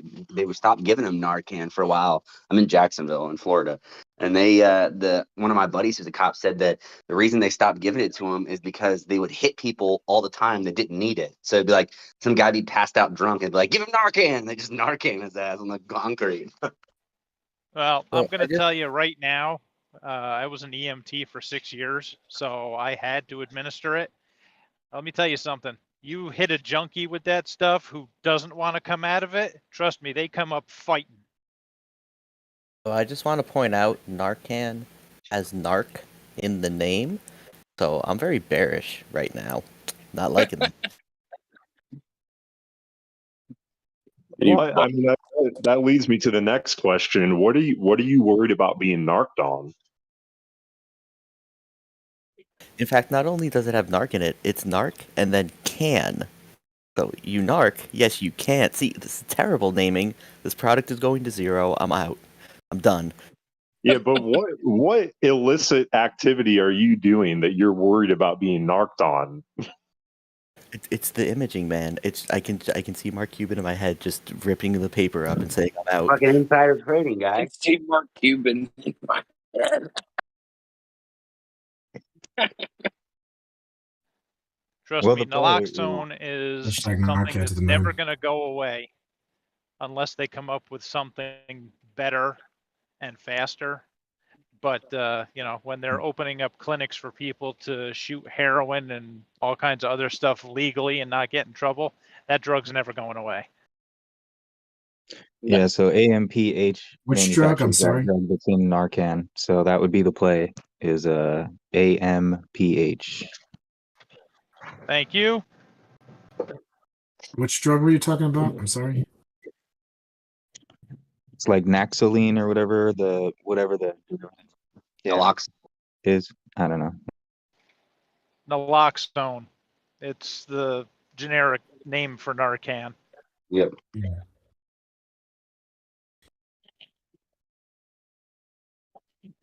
No, They make a lot of is stuff. the They make nasal spray. insulin. They make lidocaine. They make naloxone. Yeah, so They naloxone make a is the lot of. nasal spray version of Narcan. So instead of having to inject someone with it, which only heroin addicts know how to use a needle, you can just shoot it up their nose. Well, speaking of drugs, just because I haven't heard it mentioned yet, how's that whole Weight Watchers shit doing? Dude, I got fucked on that. I thought it was gonna go down after the pump, so I bought puts it after it like hit $8, and then it went to like 9.50 and shit, and fucked my shit up. So I just got out, and then now it's probably coming back down. But I'm actually looking to see if GameStop is gonna bottom because it made a higher low. So I'm just waiting to see if today, after the pump from today, drops down. I'm gonna see if it makes a lower low, and if not, then I'll probably just do my calls in anticipation of the next earnings call, last earnings. So So an interesting thing, I was talking to a coworker yesterday, and he was trying to get some of his diabetes medication, and he said that because they've been handing out to people for non-diabetic reasons, he was having a hard time getting his prescription filled. So I think it might have had something to do with that. I'm very bullish on Weight Watchers. I love the business plan. Giving out drugs to people with clearly identified addictive tendencies is the way to go. So long Weight Watchers, beautiful, beautiful conclusion by them. Solid comeback for sure. When is the next GameStop earnings? I thought that just happened like not that long ago. I think it's June, isn't it? June 1st. I'm kind of bullish on Weight Watchers because I'm sure there's a lot of whale investors. I mean, I'm salty because I lost money, but I think the price target got upgraded to like $7. So I mean, I'd be buying it anywhere near $7 or $8. That was a solid pun for those that it just went right over their head. That was a solid pun. Thank you, sir. I was gonna say there's a very large level of ism here that didn't catch it, but yeah, nicely done, Slut Spoiler. I'm very proud of you. You get a call out. Thanks. I got some hard right turn discussion. The AMC lawsuit is in court today. This is where they're either going to punch it out. An Amber Alert or something. No, his Say that, vibrator repeat that? max. It's not his fault. He's enjoying his day. That's just a noise that it plays every time Bitcoin moves 5%. No, but the AMC lawsuit starting today is interesting. I know they tried to settle that out of court, and the judge essentially said no and struck it down. Yeah, it usually results in a divergence of AMC and Ape. So if you have unfortunately you can't get options on Ape, but if you think it's going to be good, or if you think that you think the judge is going to vote or say something that would allude to it being a valid, um, I'm sorry, it's just too early. If you think that the judge is going to be okaying it, then AMC goes down and Ape goes up. If he's going to delay it, then Ape goes down, AMC goes up. What's the lawsuit about? I haven't. So the lawsuit. Oh, actually, no. Cheers, slut spoiler. You take it. I'm sorry. I'm trying to steal Ape from you. It's your no. Well, hey, you know a lot about it too. Basically, they want to have these AMC preferred equity units called APEs become AMC share equivalent, and the APE ticker would become the AMC ticker. The thing is that Ape is trading at about $1.40 and AMC's is at about $5. So if you have a bunch of Ape, you're buying a $5 share for $1.50, and it is a stock dilution. No way around that. But they are being Right. sued. AMC is being sued to stop the merger or the reverse. But basically, they're. I'm sorry to interrupt you, but they're basically going to have both AMC and Ape An ape represent will become AMC. no, an ape will become an AMC share. You will not be able to distinguish between Ape and AMC Okay, it's once just it goes clear cut absorption. I thought this was going to be So- like a two class of shares type of thing. So let me chime in and explain the super abridged version. AMC way back when tried to issue more shares to raise money because they have way too much debt. They couldn't Right. do it. So they created APE, a subunit that they could issue $3 billion worth of shares through. They then put in a vote saying, hey, we should have APE turn into AMC. And oh, don't you know, when that happens, we'll be able to issue $3 billion worth of shares. A pension fund in Delaware essentially said, that's bullshit, this is backdoor dilution, you can't pull that, we're suing you. AMC said, what if we give you a bunch of shares? The pension fund said, okay, then we're fine. The judge said, no, you can't do that. We have to actually hear this out. You can't just bribe them with shares, AMC. Let's see what happens. And that's where we are today. The other thing I wanted to bring up was there's a rumor that Jon Favreau has left Disney after season 3 of Mandalorian, which is their most successful show on Disney Plus. This is very bearish, I believe, for Disney. On top of that, they have the lawsuit that they're going through with the governor of Florida, DeSantis, over unfair treatment and a bunch of woke shit, if you pardon my language. And then so that's not good.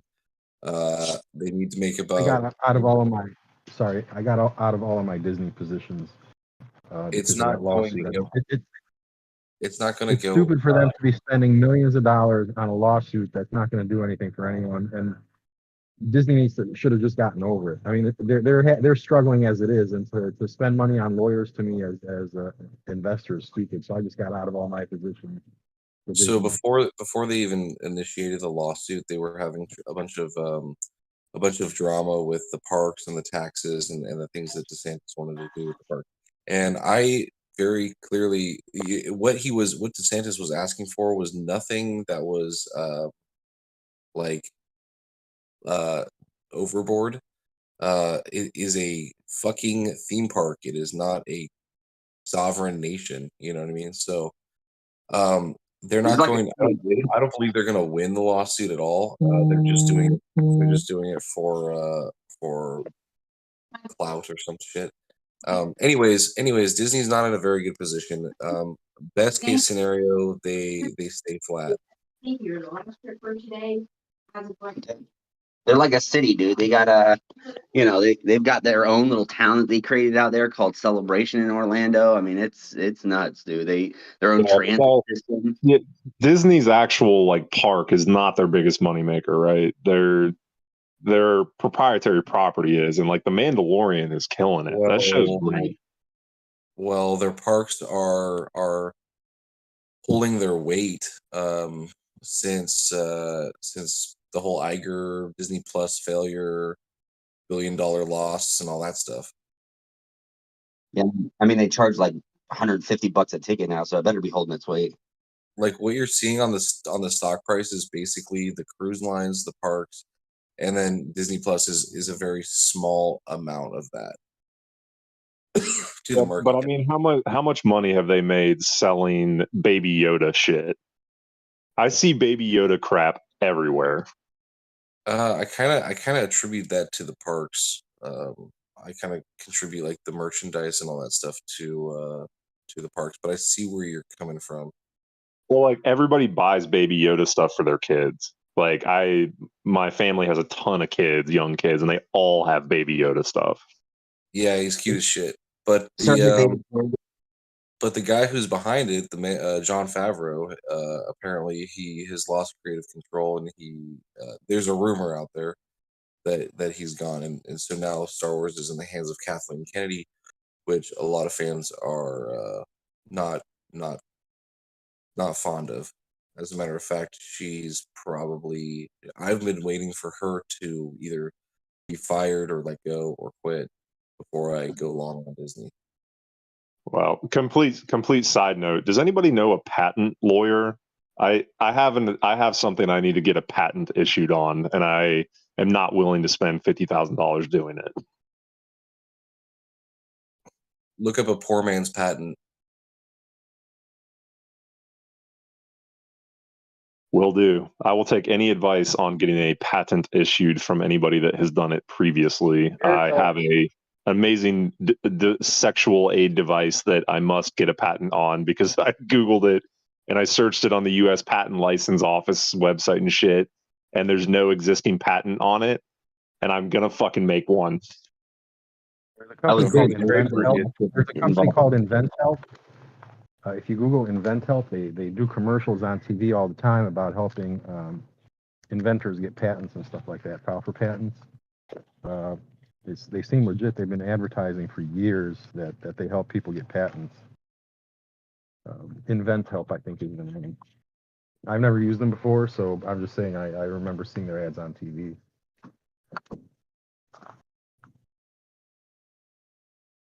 I actually have a poor man's patent.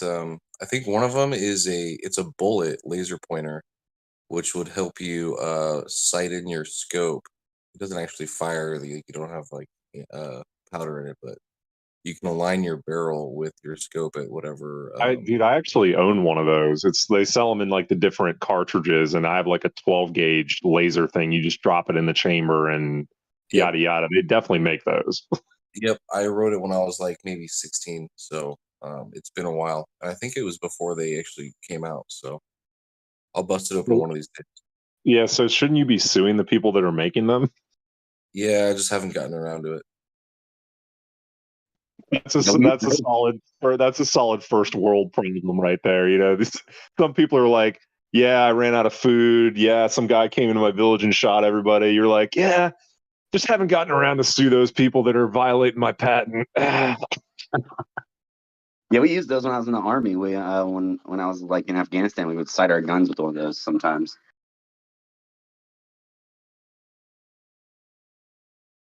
Wow, FRC is up 17%. Some fucking how.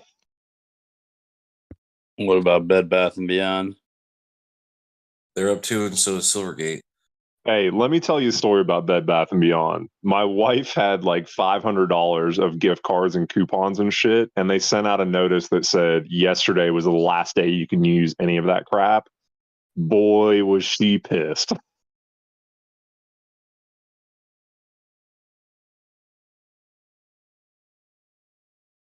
I went to Bed Bath and Beyond one time, and it was to get a French press, and it was because I had a coupon. So puts on Bed Bath and Beyond.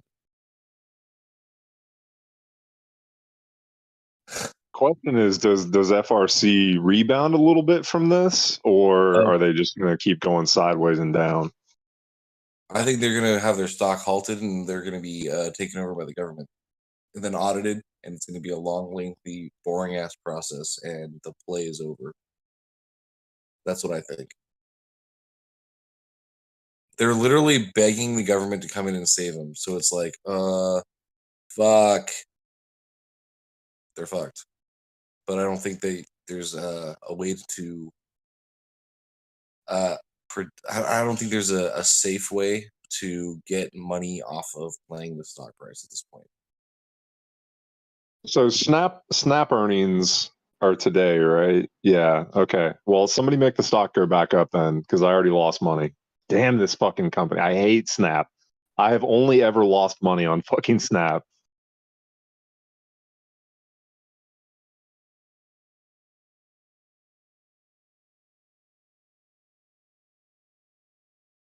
And yet you seem to watch, rinse, and repeat.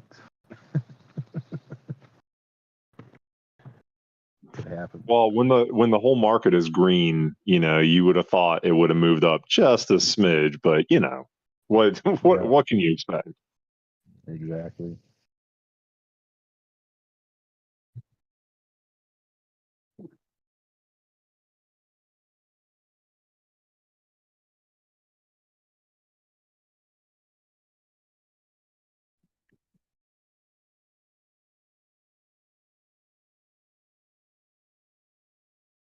So who's got one stock that they are just absolutely butthurt over because no matter how many times they enter any play, they just keep losing money? Because for me, it's 3M. 3M has been the bane of my fucking existence.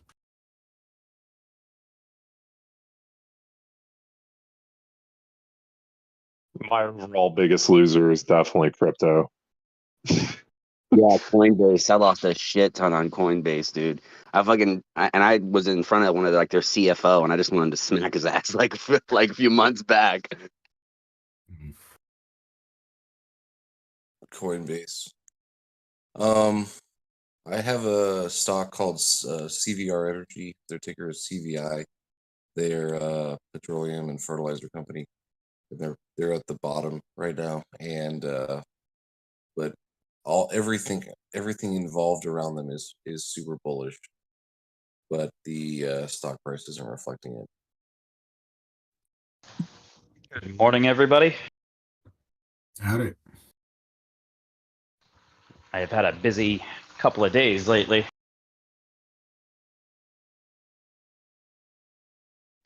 I hear my positions are opposite of almost everybody here, though. Java, do you have another Reddit, another user account name? Because you sound familiar. What do you mean another user account name? No. Okay, just wondering. Cowboys butts drive me nuts. 69. I mean, there was a really long period of time that everyone thought that Scald and I were the same people. I think you just. You I think guys you sound a just little need- bit similar, and you kind of I think sound similar to your average monkey who hasn't shown up in a while. But there is a difference now that you keep talking. Gotcha. No. Quasi new here. I guess I've been here for maybe a month now. Wait, is that Scald? He just said no. That's not Scald. Yeah, I know. You caught the joke. So, anyways, Coinbase and SEC lawsuit. We got any thoughts on this? I'm kind of excited. I think that Coinbase has gotten so big in their britches, and they are ready to tackle on the SEC, and the SEC probably doesn't know what they're going to do, because I don't think that they can use their own lawyers for this court case.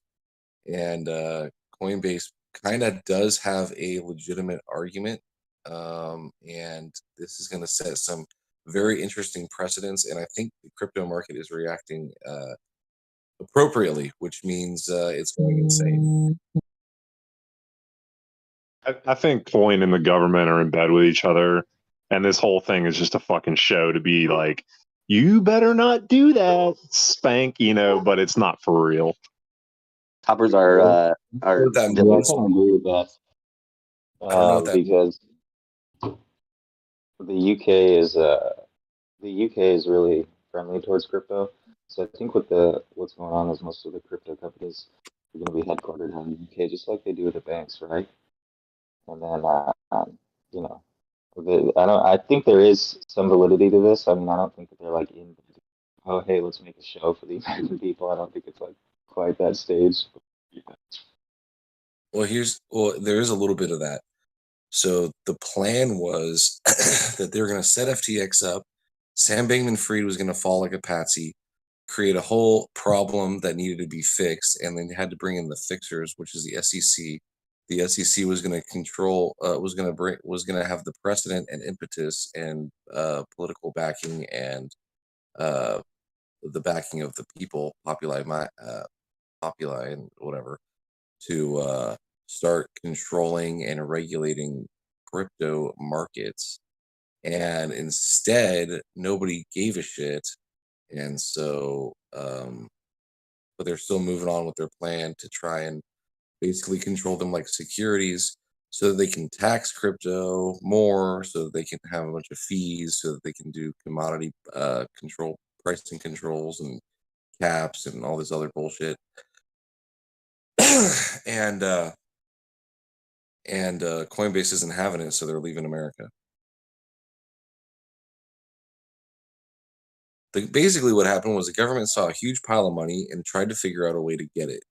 And using problem reaction solution with FTX collapsing, they tried to get what they want, and now they're getting sued by a centralized exchange. And the last centralized exchange that is in America, I think.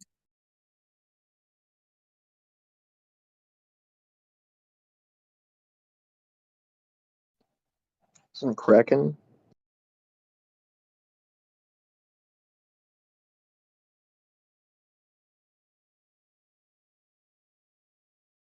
I think Kraken already announced they left or they're leaving.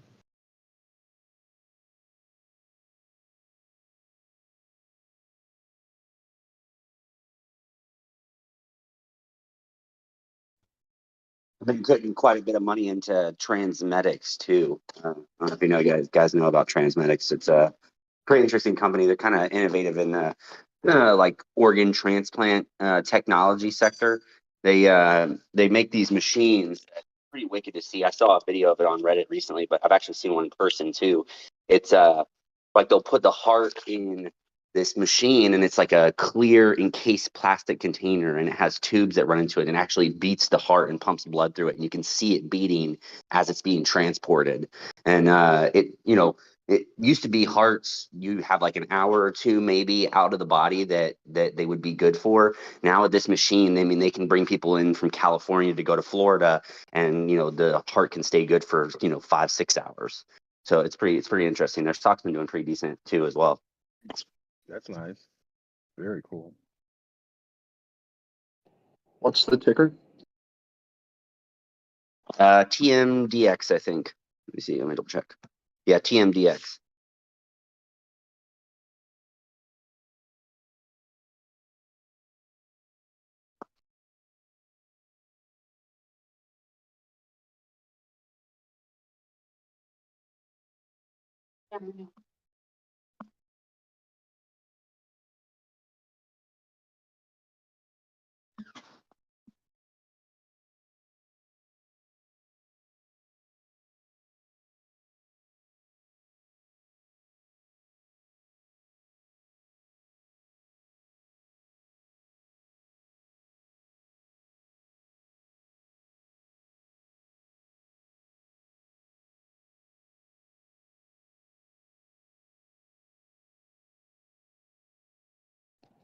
It's kind of interesting. It's a $2.5 billion market cap with only 200 employees.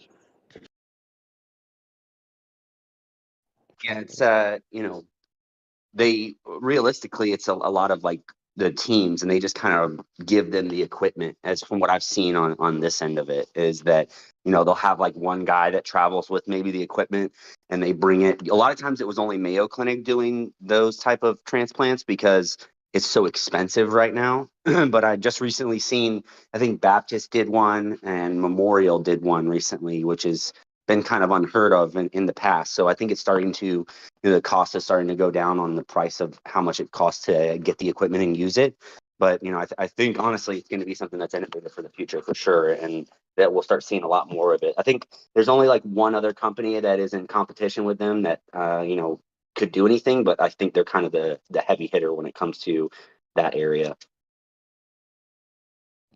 That's interesting. I never even really considered how long a heart could be out of a body. Like, Yeah, it's not just the heart either. I mean, they do lungs and all that. I mean, lungs are just kind of second to the heart on how long they can be out of the body. The heart can, or the lungs can only be out for like maybe 2-3 hours. And then once you get to like liver and kidneys, those can kind of 4 hours, 5 hours even. And so it's a little bit less pressing. But yeah, hearts are, you know, and the thing is that up until like before COVID, it used to be that you can only get an organ from your same state. So if you were like in Miami, Florida, and you needed a heart, you'd have to get it from somewhere else in Florida. Well, with COVID and it being so hard to get good organs that weren't infested with COVID, I guess, they opened up state lines. So they made it to where you can come from wherever. So we started to see more teams come in from, you know, North Carolina, South Carolina to Florida, you know, different parts of the country. And now with this machine, we see teams coming from all over the country, which is kind of cool to see that expansion.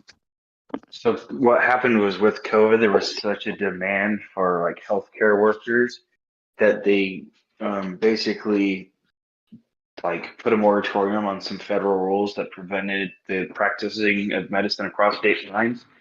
So that's probably what happened that allowed, you know, people to get organs from other states. Yeah, that's exactly right.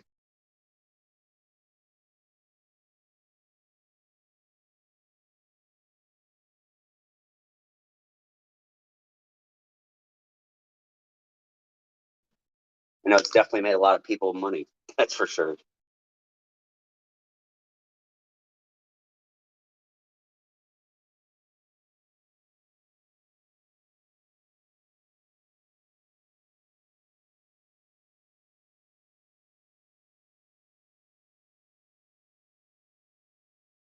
Yeah, you can totally rip a man's heart out and have him watch it beating before he dies.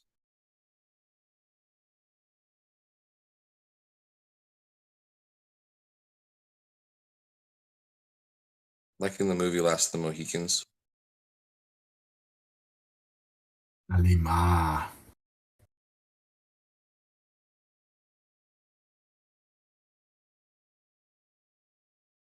That was an Indiana Jones movie, that reference that just got made. Yeah, that was definitely Temple of Doom. Yeah. Kalima Shakti. Kalima Shakti De. Om Shivai. Yeah. Spoiler knows what's up.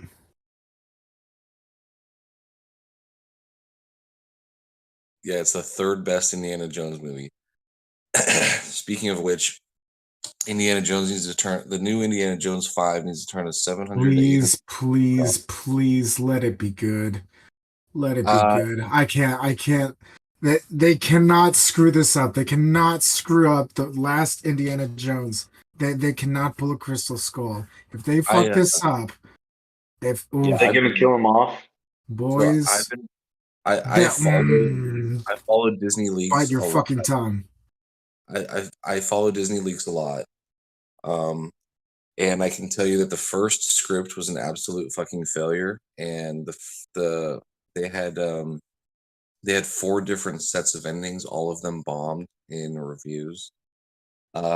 Do they kill him off? I'm not gonna spoil that, but you slut. I'm going to tell you that they have had to be reshooting, and the project's been delayed and delayed and delayed and delayed. I think we're on the second year of delays, and this is partly because of COVID, but also just because of these fucking reshoots. Hey, I And would rather they delay it and make sure it's perfect. it's not going well. It might be. They, like, Bob Iger reportedly has when he stepped in, he literally made them cut out a bunch of stuff that would have been offensive to the long-term fans, and Yeah. So if it doesn't make that much money, then it's going to be an absolute bloodbath. And this goes in part and hand in hand with Bob Iger's aggressive cost saving plan of three rounds of layoffs, uh, park staff reduction, price increases and stuff. And it's all, and they got lucky with Avatar 2, and they will get lucky with Avatar 3, I believe. But this next hurdle right here is Indiana Jones, and I'll keep you guys posted. I don't know. I can start to. I got through like 30 minutes and same.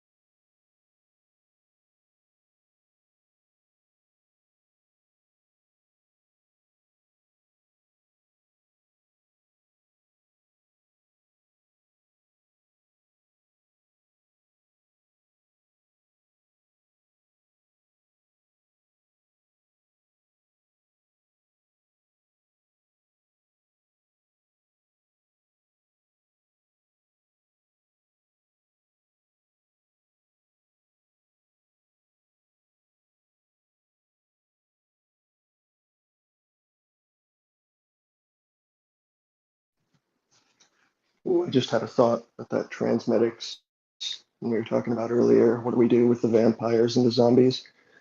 You could use a zombie as a vessel for an organ to like put it into a body and then transport it across the world and then take it back out.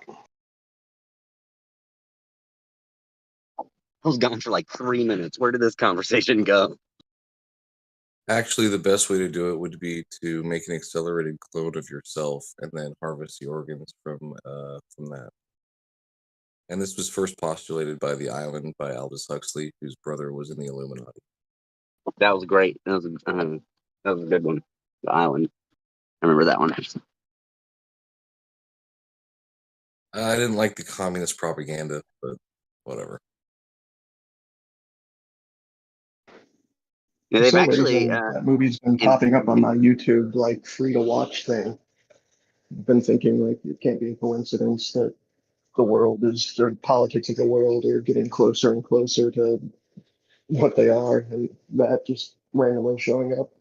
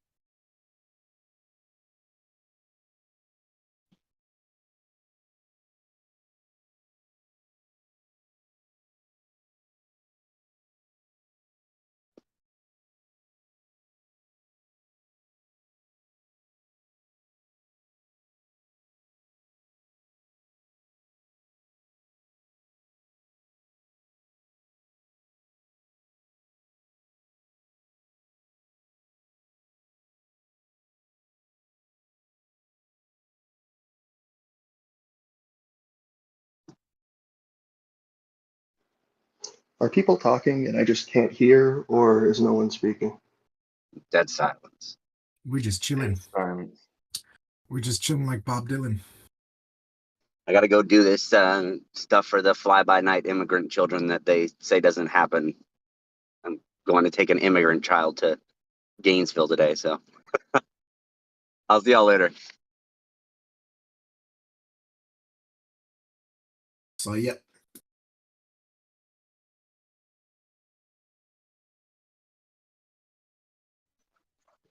I don't like how I made a comment about not investing in Meta, and it was $80. And Visual Mod comments that I'm an idiot for not investing, and I'd be rich by now.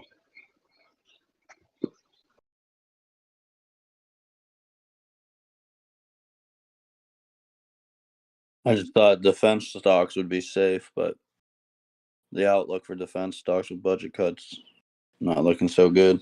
Well, not only with the budget cuts. Look, I'm not in defense right now.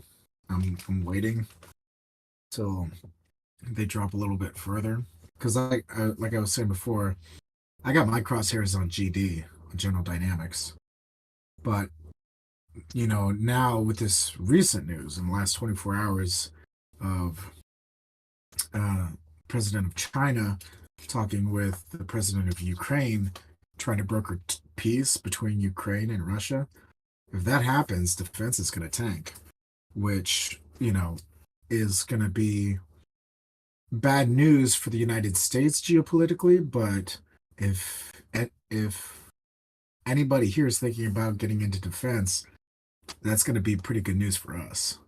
So selfishly speaking. I mean, hey, peace in our time and all that. Like, God forbid that war should last second longer than it should. But from purely an investment standpoint, yeah.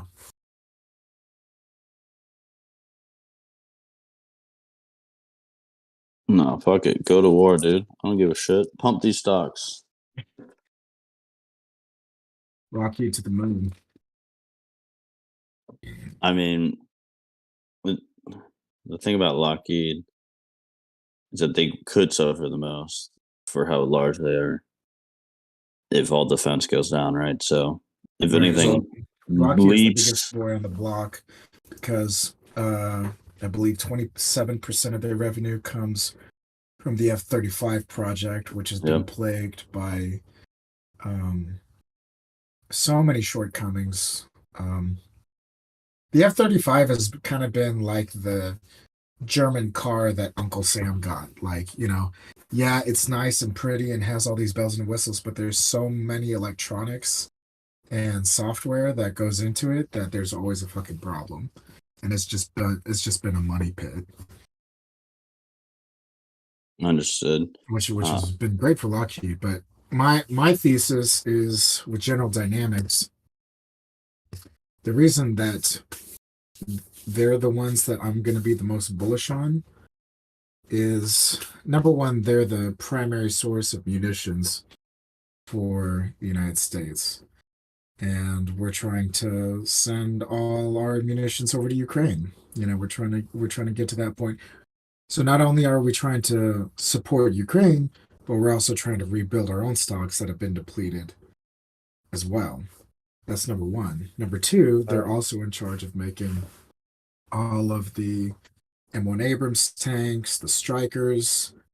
There's the amphibious vehicle that I don't remember the name of it, but it goes from water to land. So someone better qualified can help me out with that one. But anyway, I think with respect to the Ukraine war, I think General Dynamics are going to be the company that's talk about like the hovering landing craft. Not the hovering landing craft. It's almost like a duck vehicle that God damn it, what the fuck is it called? I'm gonna Google this. It's gonna drive me nuts. Great people have asked me about it. I can't remember what the fuck the name is. It's a car boat.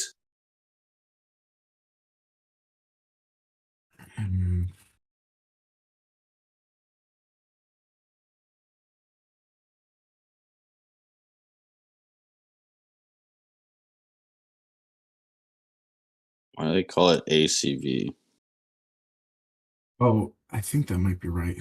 Because you said it's just the amphibious combat vehicle, but I think that's just the name. I'm bullish on Raytheon. Yeah, what have you heard about Raytheon?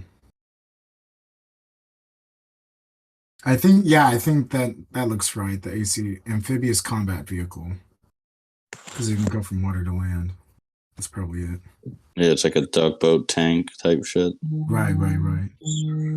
So Raytheon just increased their dividend and they also released that they have a new patent for technology for infrared scanning and AI image like understanding, whatever. I think that they're going to be big in the Chinese theater with selling weapons to Taiwan. Oh, that's interesting. Yeah, and the way that I've concluded this is I've been looking at Senator Carper's trades. He is on the Homeland Defense Security Council, and he has sold off his TSMC and he's bought Raytheon, and he did that back in February on a pretty important date when they were meeting with Taiwan to sell weapons. So you've got fundamental bullishness. There's even some technical bullishness on the stock as well. They're at lows, and then you have insider buying as well. So this is why I'm bullish on Raytheon. Let me just say that I love that we talk about politicians insider trading like it's nothing, and that we use that that we take that into account when we make our analysis. What a time what a time to be alive. Until the Pelosi Act passes, they're legally allowed to do it, and as long and so I justify almost all my trades with politician buying. I'm upset about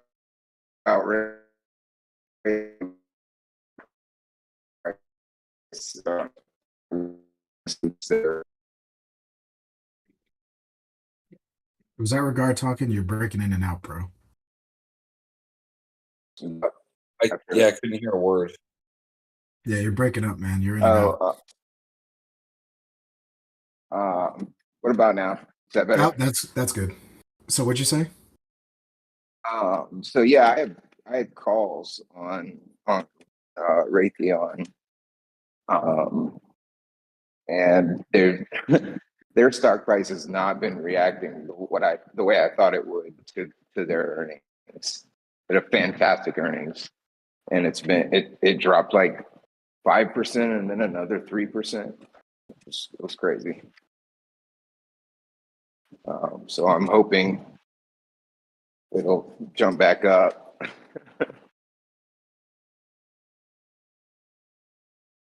Yes, Sam, I did play the earnings and I was not happy with it, but I had a pretty low, not at all. I had a pretty low strike call, so I didn't get burnt too bad on it, but I am upset a little bit about it. It doesn't make sense, but it's more of a long-term hold. I mean, everybody should have fucking defense stocks long-term for sure. Right.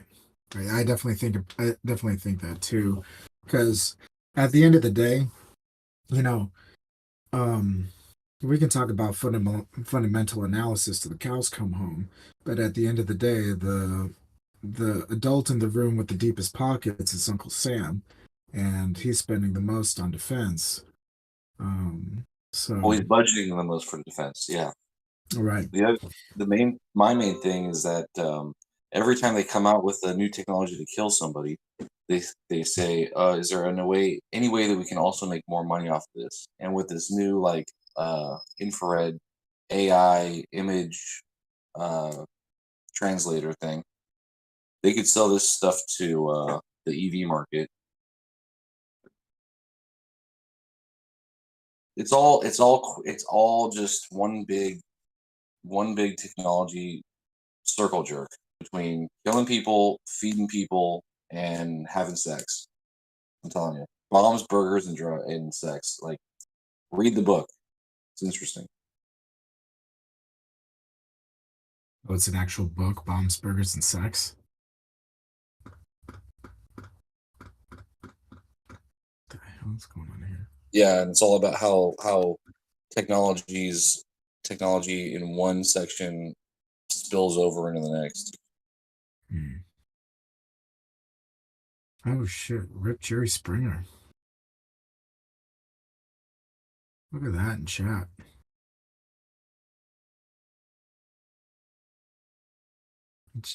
Jerry in the chat, boys. Fucking Jerry. No, it's Jerry. Jerry. Very spooky, ominous, Jerry. God, yeah, it's fucking hot in my house.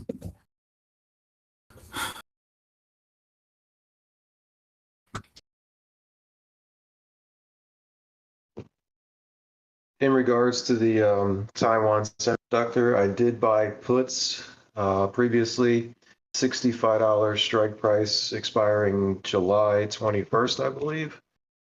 They were positive $25 already. Now it's down to like 12, now to $11 in the green. So I'm just wondering if Taiwan, if the price is going up now, or if anybody thinks it's going to bottom out. I think it'll remain relatively stable.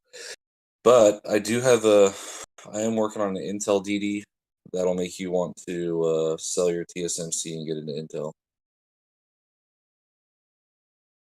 Intel calls, I presume.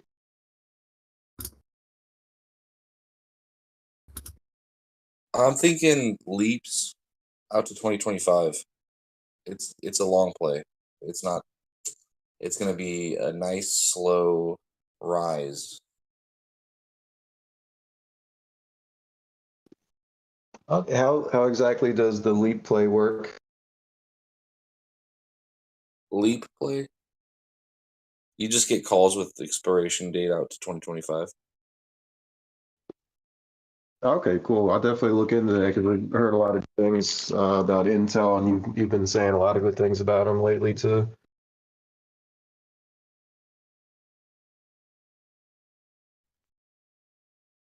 If Taiwan crashes or goes bust, then Intel would be the next one with the technology to fill the market. What's your leaps for 2024?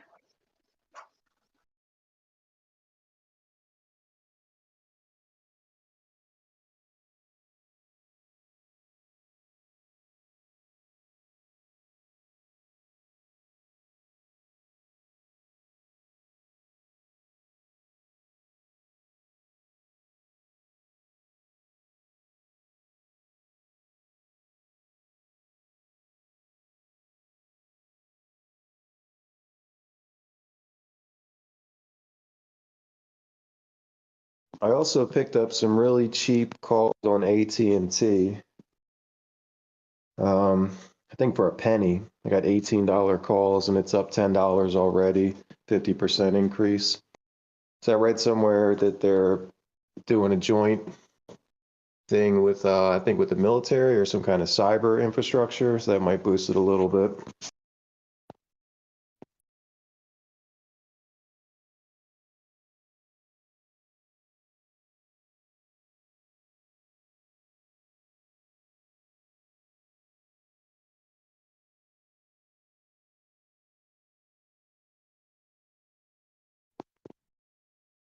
I picked up 20 of them for $20, and it's already at 50%. It's pretty amazing. I got them this morning, and they expire at 28th, so I might want to get rid of those.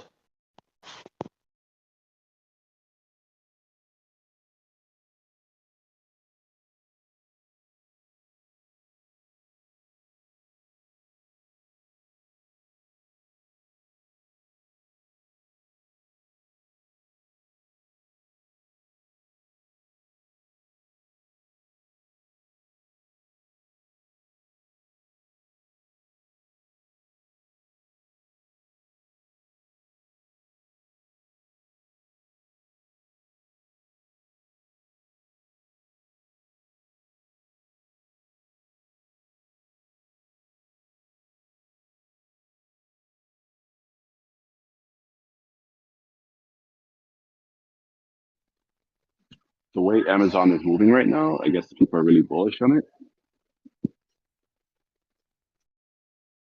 Yeah, so a few things on Amazon I mentioned in the comments earlier, but the layoffs are being basically completed by today for the previously announced, I think 8K or 10K layoffs. I can't remember the exact number, but a ton of folks from Amazon have been getting the notices this week prior to earnings. And then, of course, their generative AI called Bedrock that they're probably going to say the word AI like a fuck ton of times, like Meta did and Microsoft and so forth. Plus, tell the investors that they've conducted all these layoffs already, and they'll probably announce more layoffs. Additionally, in Amazon Prime, MGM acquisition, and so forth. So all those things could lean it towards bullish, assuming that they beat earnings nonetheless.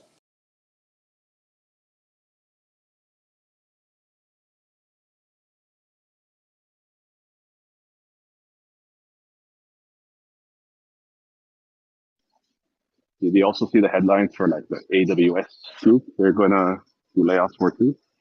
I think they announced that yesterday. Say that again. I think they also announced. I think it was yesterday. They announced their AWS division. They're doing layoffs for that too. Yeah, so the layoffs that were announced like a month ago, just to ensure that there was no early leak of the layoffs prior to Amazon announcing it themselves, they decided to announce it early this time, unlike the other 2 rounds of layoffs. And AWS was on that list. PXT was on that list, which I think is like part of recruiting or something. But AWS just got hit pretty heavy. A ton of folks across the board. Their IoT core devices, a lot of their revenue generating devices or services were also hit, which was interesting to see. It could be because of low margins, who knows? But nonetheless, a ton of layoffs on AWS side. And if that part was slowing down, which is why Amazon stock has suffered the last quarter or two, it's because they're seeing a slowdown in cloud all across, not just within Amazon.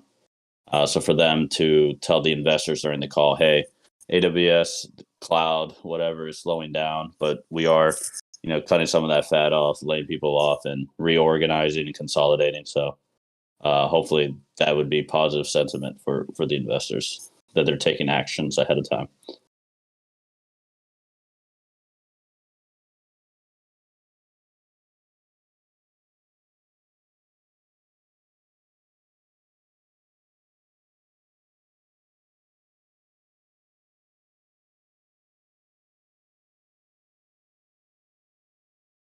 The penguin was laid off. Yeah, I mean, he's HR. HR got hit hard.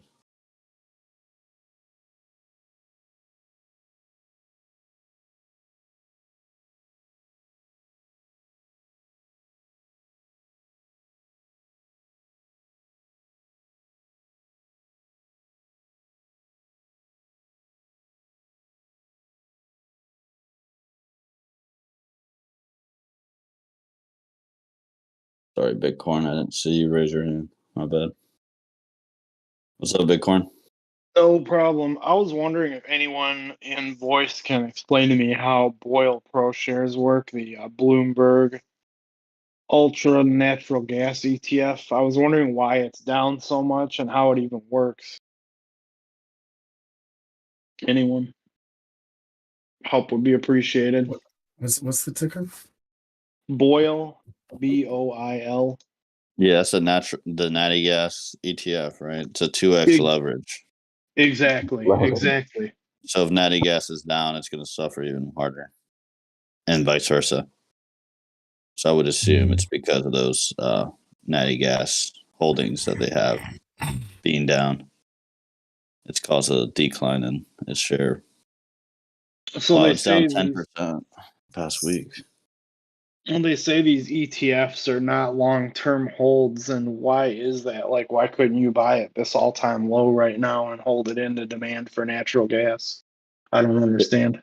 Because it provides like 2x, 3x. Anytime you see that, that means it could decay just because the profits are great on it on the 2x or 3x. Equally is the same for when it goes the other way. So I would like UVXY would be a good example. Like you don't want to hold UVXY unless you are aware of some type of volatility swing where the market's going down. But again, like you don't just hold UVXY in your portfolio because it's going to decay over time. It just loses value. I appreciate that explanation. That makes sense. Thank you. Yeah, it's I know that for sure for UVXY. I've learned that myself. So, Boyle, since it looks like it's a 2x, I would say has the same fate. But Boz said Nat Gas is up 10% today, so that's interesting. Also, natural gas is very cyclical, so I wouldn't want to hold that long term anyways. Yeah, and it looks like they hold natural gas futures, so that could play another factor into it.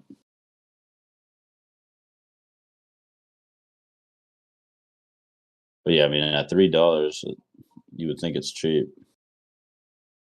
But just look at the 5-year chart and you'll understand it's the leveraged ETF about it and why it long term it would go down.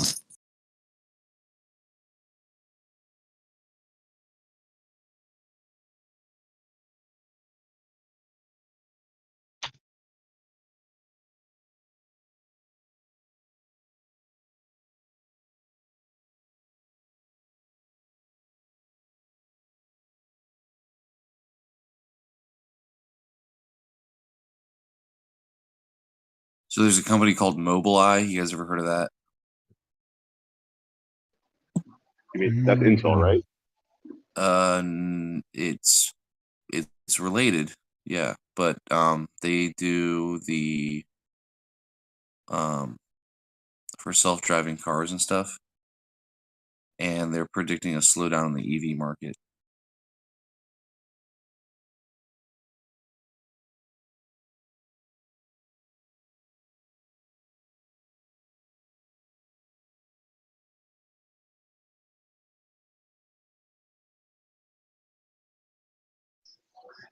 A slowdown, as in number of cars sold. Is that what they do?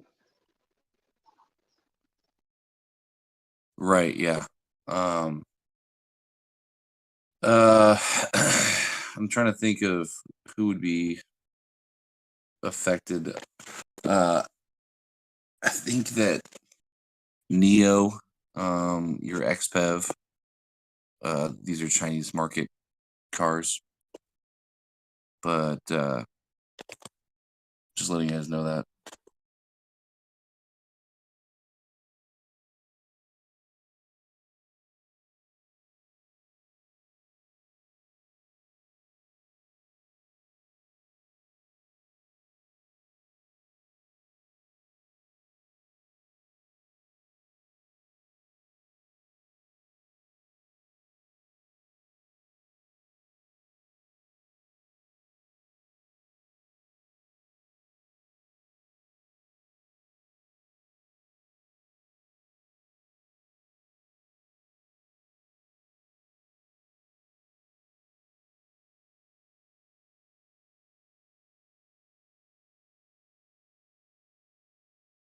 Okay, I found an article. Posted in the chat.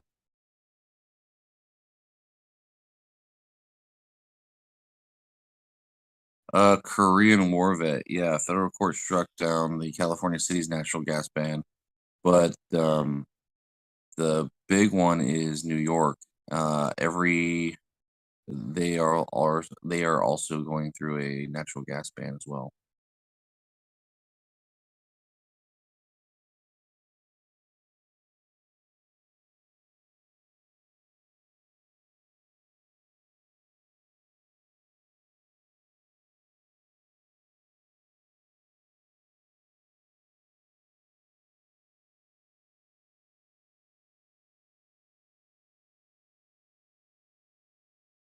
And see, I knew that natural gas ban would never go through in California because in California we got this company called PG&E and their ticker is PCG, and they basically burnt down the entire state, drove themselves into a huge amount of debt because they never fixed up their failing infrastructure. And the governor, Gavin Newsom, is one of their biggest investing holders. So the money that they're going to be making off of the natural gas lines is paramount to them getting back up on their feet. Take a look at PCG's stock price over the last 10 years, and you'll see that it was once like the king. And Whoa, yeah, I just saw that. yeah, All-time high of like basically $70 back in uh August of 17. Look at that fall. That is majestic. yeah, yeah. That is because of the great Transformer fire, and they still haven't recovered. And yeah, like I was saying, Do you know when Newsom bought in? Huh? Do you know when Newsom bought in? Gavin Newsom, the governor? He was before that fall. I know that. And he's Oh. him and his aunt Pelosi as well. I think she has a bunch of stock in that. So anything that would hurt PG&E, which stands for Pacific Gas and Electric, because they sell natural gas to the people out in the wilderness and stuff. Anything that would harm it, I have a strong doubt that it will pass. What the debt looks like. I'm looking that up now. Because you said that they took out a disgusting amount of debt. I mean, it's not too bad. Not great.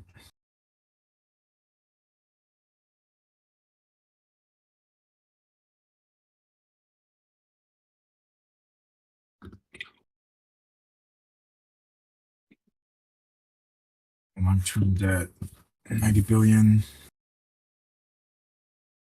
Cash on hand is basically It one. could have been, and legally speaking, it could have been so much worse for PG&E. They literally got away with murder, and they have had such leniency and all this bullshit that I think that any other company would have been out of business by now. Especially out there in California.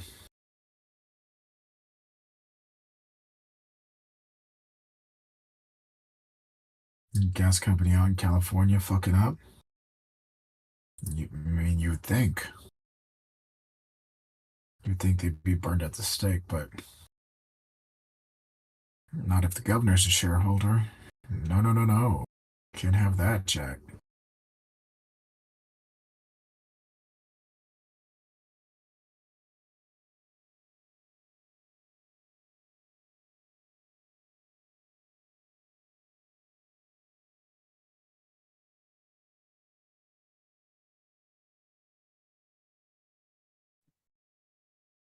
Yeah, it looks like they did take on. So the fire obviously happened in 2017 and 2018. There was a huge jump in their total liabilities. But then it kind of equalized with the rest of their balance sheet over the next 2 years. So I mean, I'm not too concerned about that debt. It's not a disgusting amount. Well, yeah, that's because so the liabilities. So they had to replace every transformer, and they had to redo all this infrastructure out in the sticks, and then they got a whole bunch of like basically bailouts. I mean, it was like it's been almost corrupt how much how much money that they owe and how much the public has bailed them out so that they can do it. And yeah, it's a total bailout.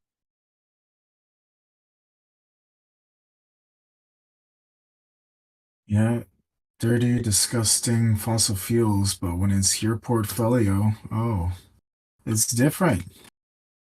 It's different. You hear that, everyone? It's different.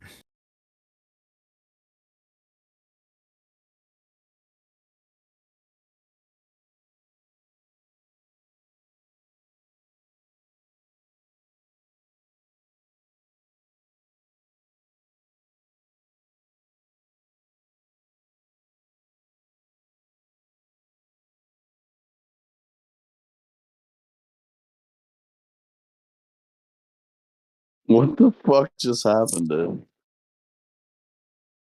What are you talking about? What happened? What I missed?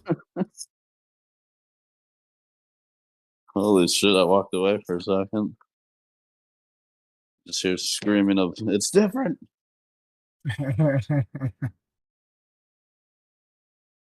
Trump. I was just going over political people in power that trade stocks. I don't believe in politics. I think that politics is a dog and pony show. I'm just telling you that this is what people are buying and selling. I mean, it's all popularity contests anymore, but you know. Man, I strongly dislike when people say Trump like that. It's Yeah, so that's annoying. Trump. That's why we say it. We trigger all the liberals, bro. Well, I mean, I wouldn't say triggered. I'm just like, I would say You're triggered. triggered, I'm not. bro. You're triggered. It's all right. Tell us how you really feel. It's just like, I mean, Trump. I feel like it's more of an annoying sound than anything. Oh, I'm sorry. It's Hillary. I'm sorry. Oh, I'm not We're for not her all either. liberal. I couldn't be more right up the middle, but I mean, that's besides the point. Trump daddy. I agree so much with a bunch of like GOP shit. It's ridiculous, man. But it's the fringe stuff that I'm not really into. the way over there stuff. Are you shorting Anheuser-Busch? No. Yo, speaking of, can we talk about like how that fucking price has not hardly moved? Can we talk about that, please? Like, it has not moved as much as I thought it would have. Yeah. I mean, look, down 0.02% for the week. They're up 5% for the month. Like, what the fuck? I am flabbergasted. I will say this. I did have a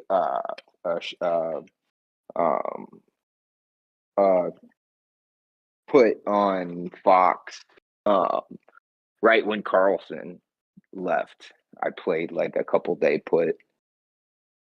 But that wasn't just because that was just because of Carlson. That wasn't, a fundamental thing or anything. I thought it would go down a lot more, honestly. Their earnings are coming up. I thought Bud would just be absolutely eating shit. I mean, maybe I know that where they headquartered. They're headquartered in like Germany or some damn thing. Leuven? Where the hell is Leuven? Yo, somebody pointed out tops in the comment. That shit was up 122% today. They make Stella Bar, which is a Belgian company. So. Oh yeah, Belgium. I just saw that. Yeah. Anyways, Anheuser-Busch is a lot bigger than just Bud Light. Oh, is it? I didn't know. I didn't care enough to look at their balance sheet. Yeah, it's much bigger. But and their balance sheet is great. However, their earnings are coming up in next first week of next month, I think, and I'm predicting a sell-off because I think it is going to affect their stock price. I see their report August 3rd.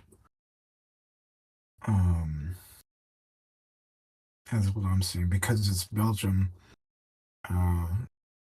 they report, from what I'm seeing here on TradingView, they report every 6 months.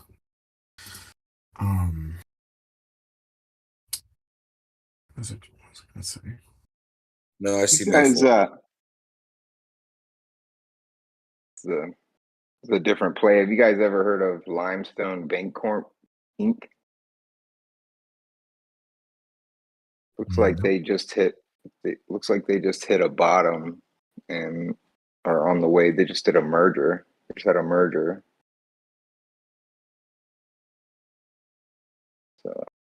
I guess, a smaller market cap.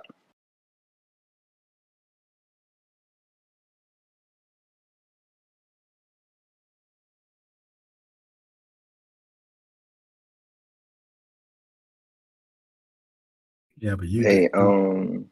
Go ahead. Go ahead. It No, looks no. like they own People's Bank Corp, and they just announced a quarterly dividend, I think. Yeah.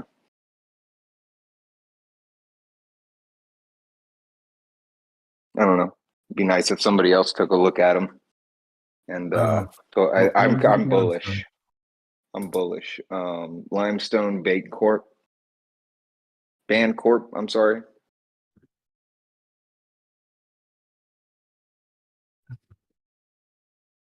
Limestone. LMST. Okay.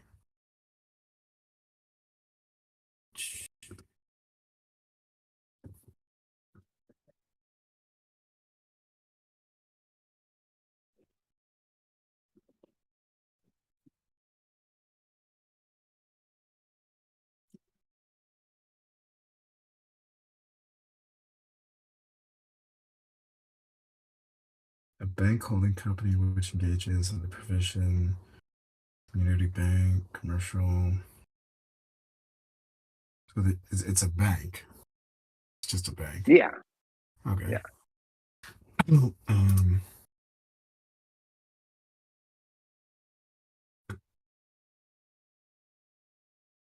It looks like they're kind of in the same situation as FRC a little bit, where they came way down with all the chatter, and they're I see haven't the hit they took at the beginning of March. Dropped from they about haven't 28 down to 22-ish, 23. mhm. Oh, and they just They reported a few days ago. I see. But they're up. They've been up for the past couple of days. if you like zoom out to their 1 month, they've got a nice trend going in their 3 month low. Right. The problem is like, so I have TradingView and I have it set up with the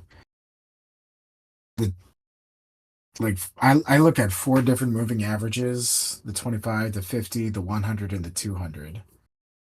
So it's above the 25 and the 200 moving average, but it's gonna run into the 100-day moving average set at about $24.19. And then on top of that is the 50-day moving average at 24.70. So, depending on how the volume is today and for the next few days, it could run up to about 24 and change, but beyond that it might just get smacked right back down, especially if Yeah. there's still uncertainty about contagion and all that jazz. Yeah. Speaking I just really from I a just technical a standpoint. friend of mine was asking me about them, and I said I'd take a look at them and maybe ask you guys. Yeah. But yeah, it's definitely small change. I don't know. I don't think they're a little bit undervalued, maybe. Well, look, I'm no expert on bank stocks, so this is just one man's opinion, my man. I mean, they're for a bank, the PE is 9, and it's not terrible by any means.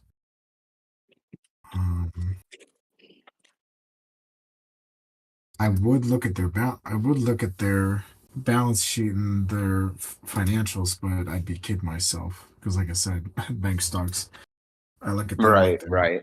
I look at them like they're hieroglyphs. Because God knows they, I'm kind of the same. I'm kind of the same, man. because God knows, I mean, like if it was any other company, I'd be fine, or any other sector or industry or whatever, I'd be fine. But the thing with banks, banking's they're so finicky because they just know how to hide so much dirty laundry, you know. right. So I'm just so fuck if I know. But you know, when it comes to banks, like so, for instance, I bought like a few shares of Schwab, when I think when FRC first started getting into some trouble, like, or was it FRC or was it someone else? Signature. Oh, it was Signature. Yeah, it was Signature. They had a big sell off. And so I picked up a couple shares around $50, just for shiggles, because you know, when it comes to banks, or brokerage firms, whatever, um, the way I see it is like the bigger discount I can get, the less, you know, due diligence I have to do. And personally, I don't think Schwab is going anywhere because everyone was looking at Schwab like it was the next domino. Yeah. Yep. I remember that.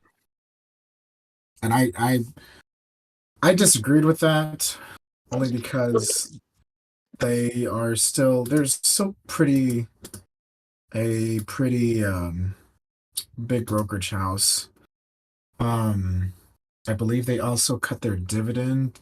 Don't quote me on that. I don't But I kind of feel the same about FRC. I don't think they have, I don't think their books look terrible. I right. really don't. I think they're exposed to uh some low interest, zero interest loans that they made. Right, but you know, I mean, who isn't? Right. Yeah, exactly. That's You what I'm know, and saying. when you do look at their balance sheet, it's not horrendously upside down. And plus, like, because I'm a customer, I have all my stuff at Schwab, and by far they have the best customer service, the Yeah. best. And so call it blind faith, call it whatever you want. But You like Schwab the stock? As for me, I like the stock.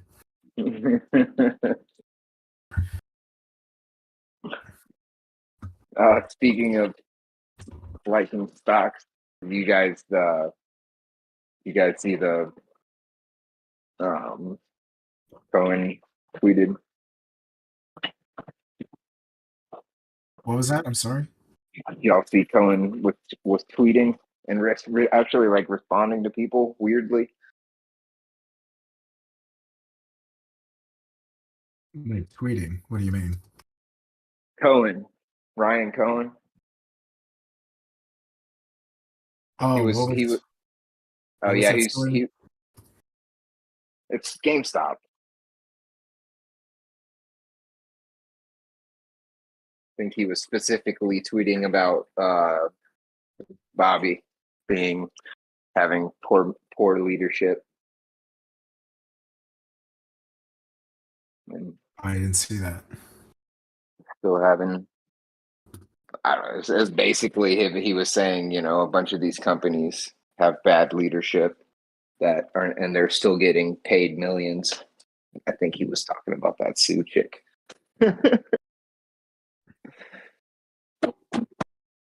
Oh, there's did anyone see that one CEO of I'm gonna see if I can find the article on my phone.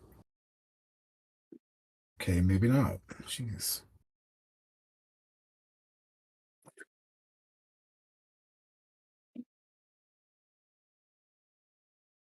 I am not really I don't hold. I bought some at I think 29 cents and then I got rid of it at like 25 cents. I'm like, I'm not taking this ride. I thought maybe it would have bounced back up. Yeah, like nah, man, this shit's too rich for my blood. Yeah, no, yeah, I was like, no way. I mean, it would have. I mean, and when you're down that, when you're at that price, like you can a couple cents is like half your money, you know.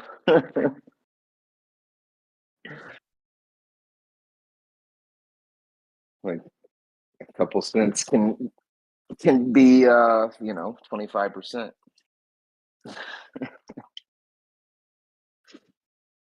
Yeah, man.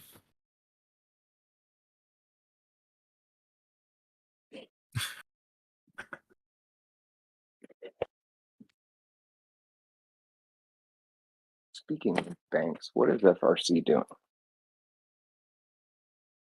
Oh, it's ripping. Is it still ripping? It's still ripping. At least the last time I looked at it. I saw someone No, troll in the chat and say that they were halted. I'm like, no fucking way. no, it looks like they're Meta's holding at around 14%. Mhm. And Meta's my biggest play. It's 20% of my portfolio. And I sold some puts t- at around 150 back in like October, and of course, it dropped from 180 to 150 to 100 to $80. And I was like, fuck. But I hung in there for a few months, and then February rolled around, and they announced their annual earnings, and they ripped right back up. And I've just been hodling those fucking shares. I made more than my salary on Meta. Ooh, nice. Yeah, man. See, I need to get on one of those plays. Dang it! Trying not to do anything stupid here. I've got some things I want to do besides gamble. Well, Right. not, you know what I mean. Right. No, I mean, like, that's why we're here, man. Oh I yeah. mean, Oh yeah. like Oh, I all love it. I love it, man. like I all can't of get it. 2022, I was doing all this shit on my own. I'm just reeling it back a little bit. That's all. Yeah. I was full regard most of this year. Oh, really? Last year I had no idea what the fuck I was doing. I was like, let me get this margin account. Let me get into these options. I know what I'm doing. Yeah. And I didn't know what I was doing. Yeah.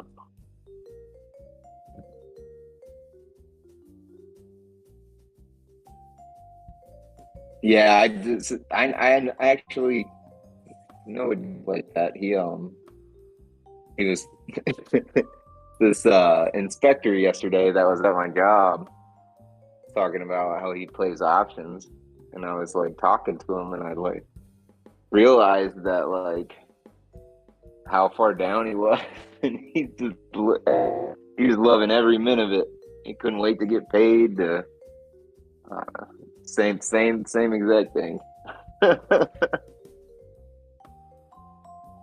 Okay, so going back Crazy. to Schwab for just a moment. Another reason why you probably should be bullish on the company is because right now they're working on converting millions of TD Ameritrade users over to the Schwab platform. I thought they already did that. Or did they just acquire it and they're still working on They integrating it? acquired it a couple years ago, but just now they're working on converting the users Oh, okay. over the next couple of months. By the way, if my mic picks up any rattling, I've got a mint that I'm like in my mouth that like I'm playing with.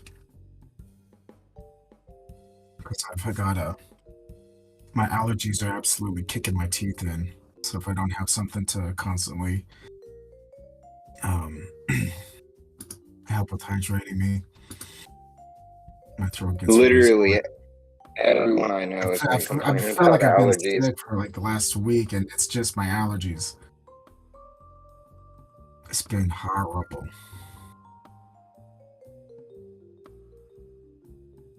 But yeah, yeah, I can man. I hear would. it. Oh, can you? Okay, I'm sorry. Sound nasally. No. I'm just saying I can hear it a little bit. But yeah, I would love to own Schwab from a value perspective. I mean, shit. And I do believe that they cut the dividend for liquidity reasons, and some people didn't like that and they sold. And me, I'm like, hey man, as far as I'm concerned, if I'm in charge of that, if I'm in charge of that fucker, like that's exactly what I'm doing. If people are scared about liquidity, then fine, I'm gonna cut the dividend and pile up some cash. You know, there's no run on this motherfucker. You know, not on my watch. So I actually think that was the smart move. So I'm actually pretty bullish on them. I don't even know what their PE is.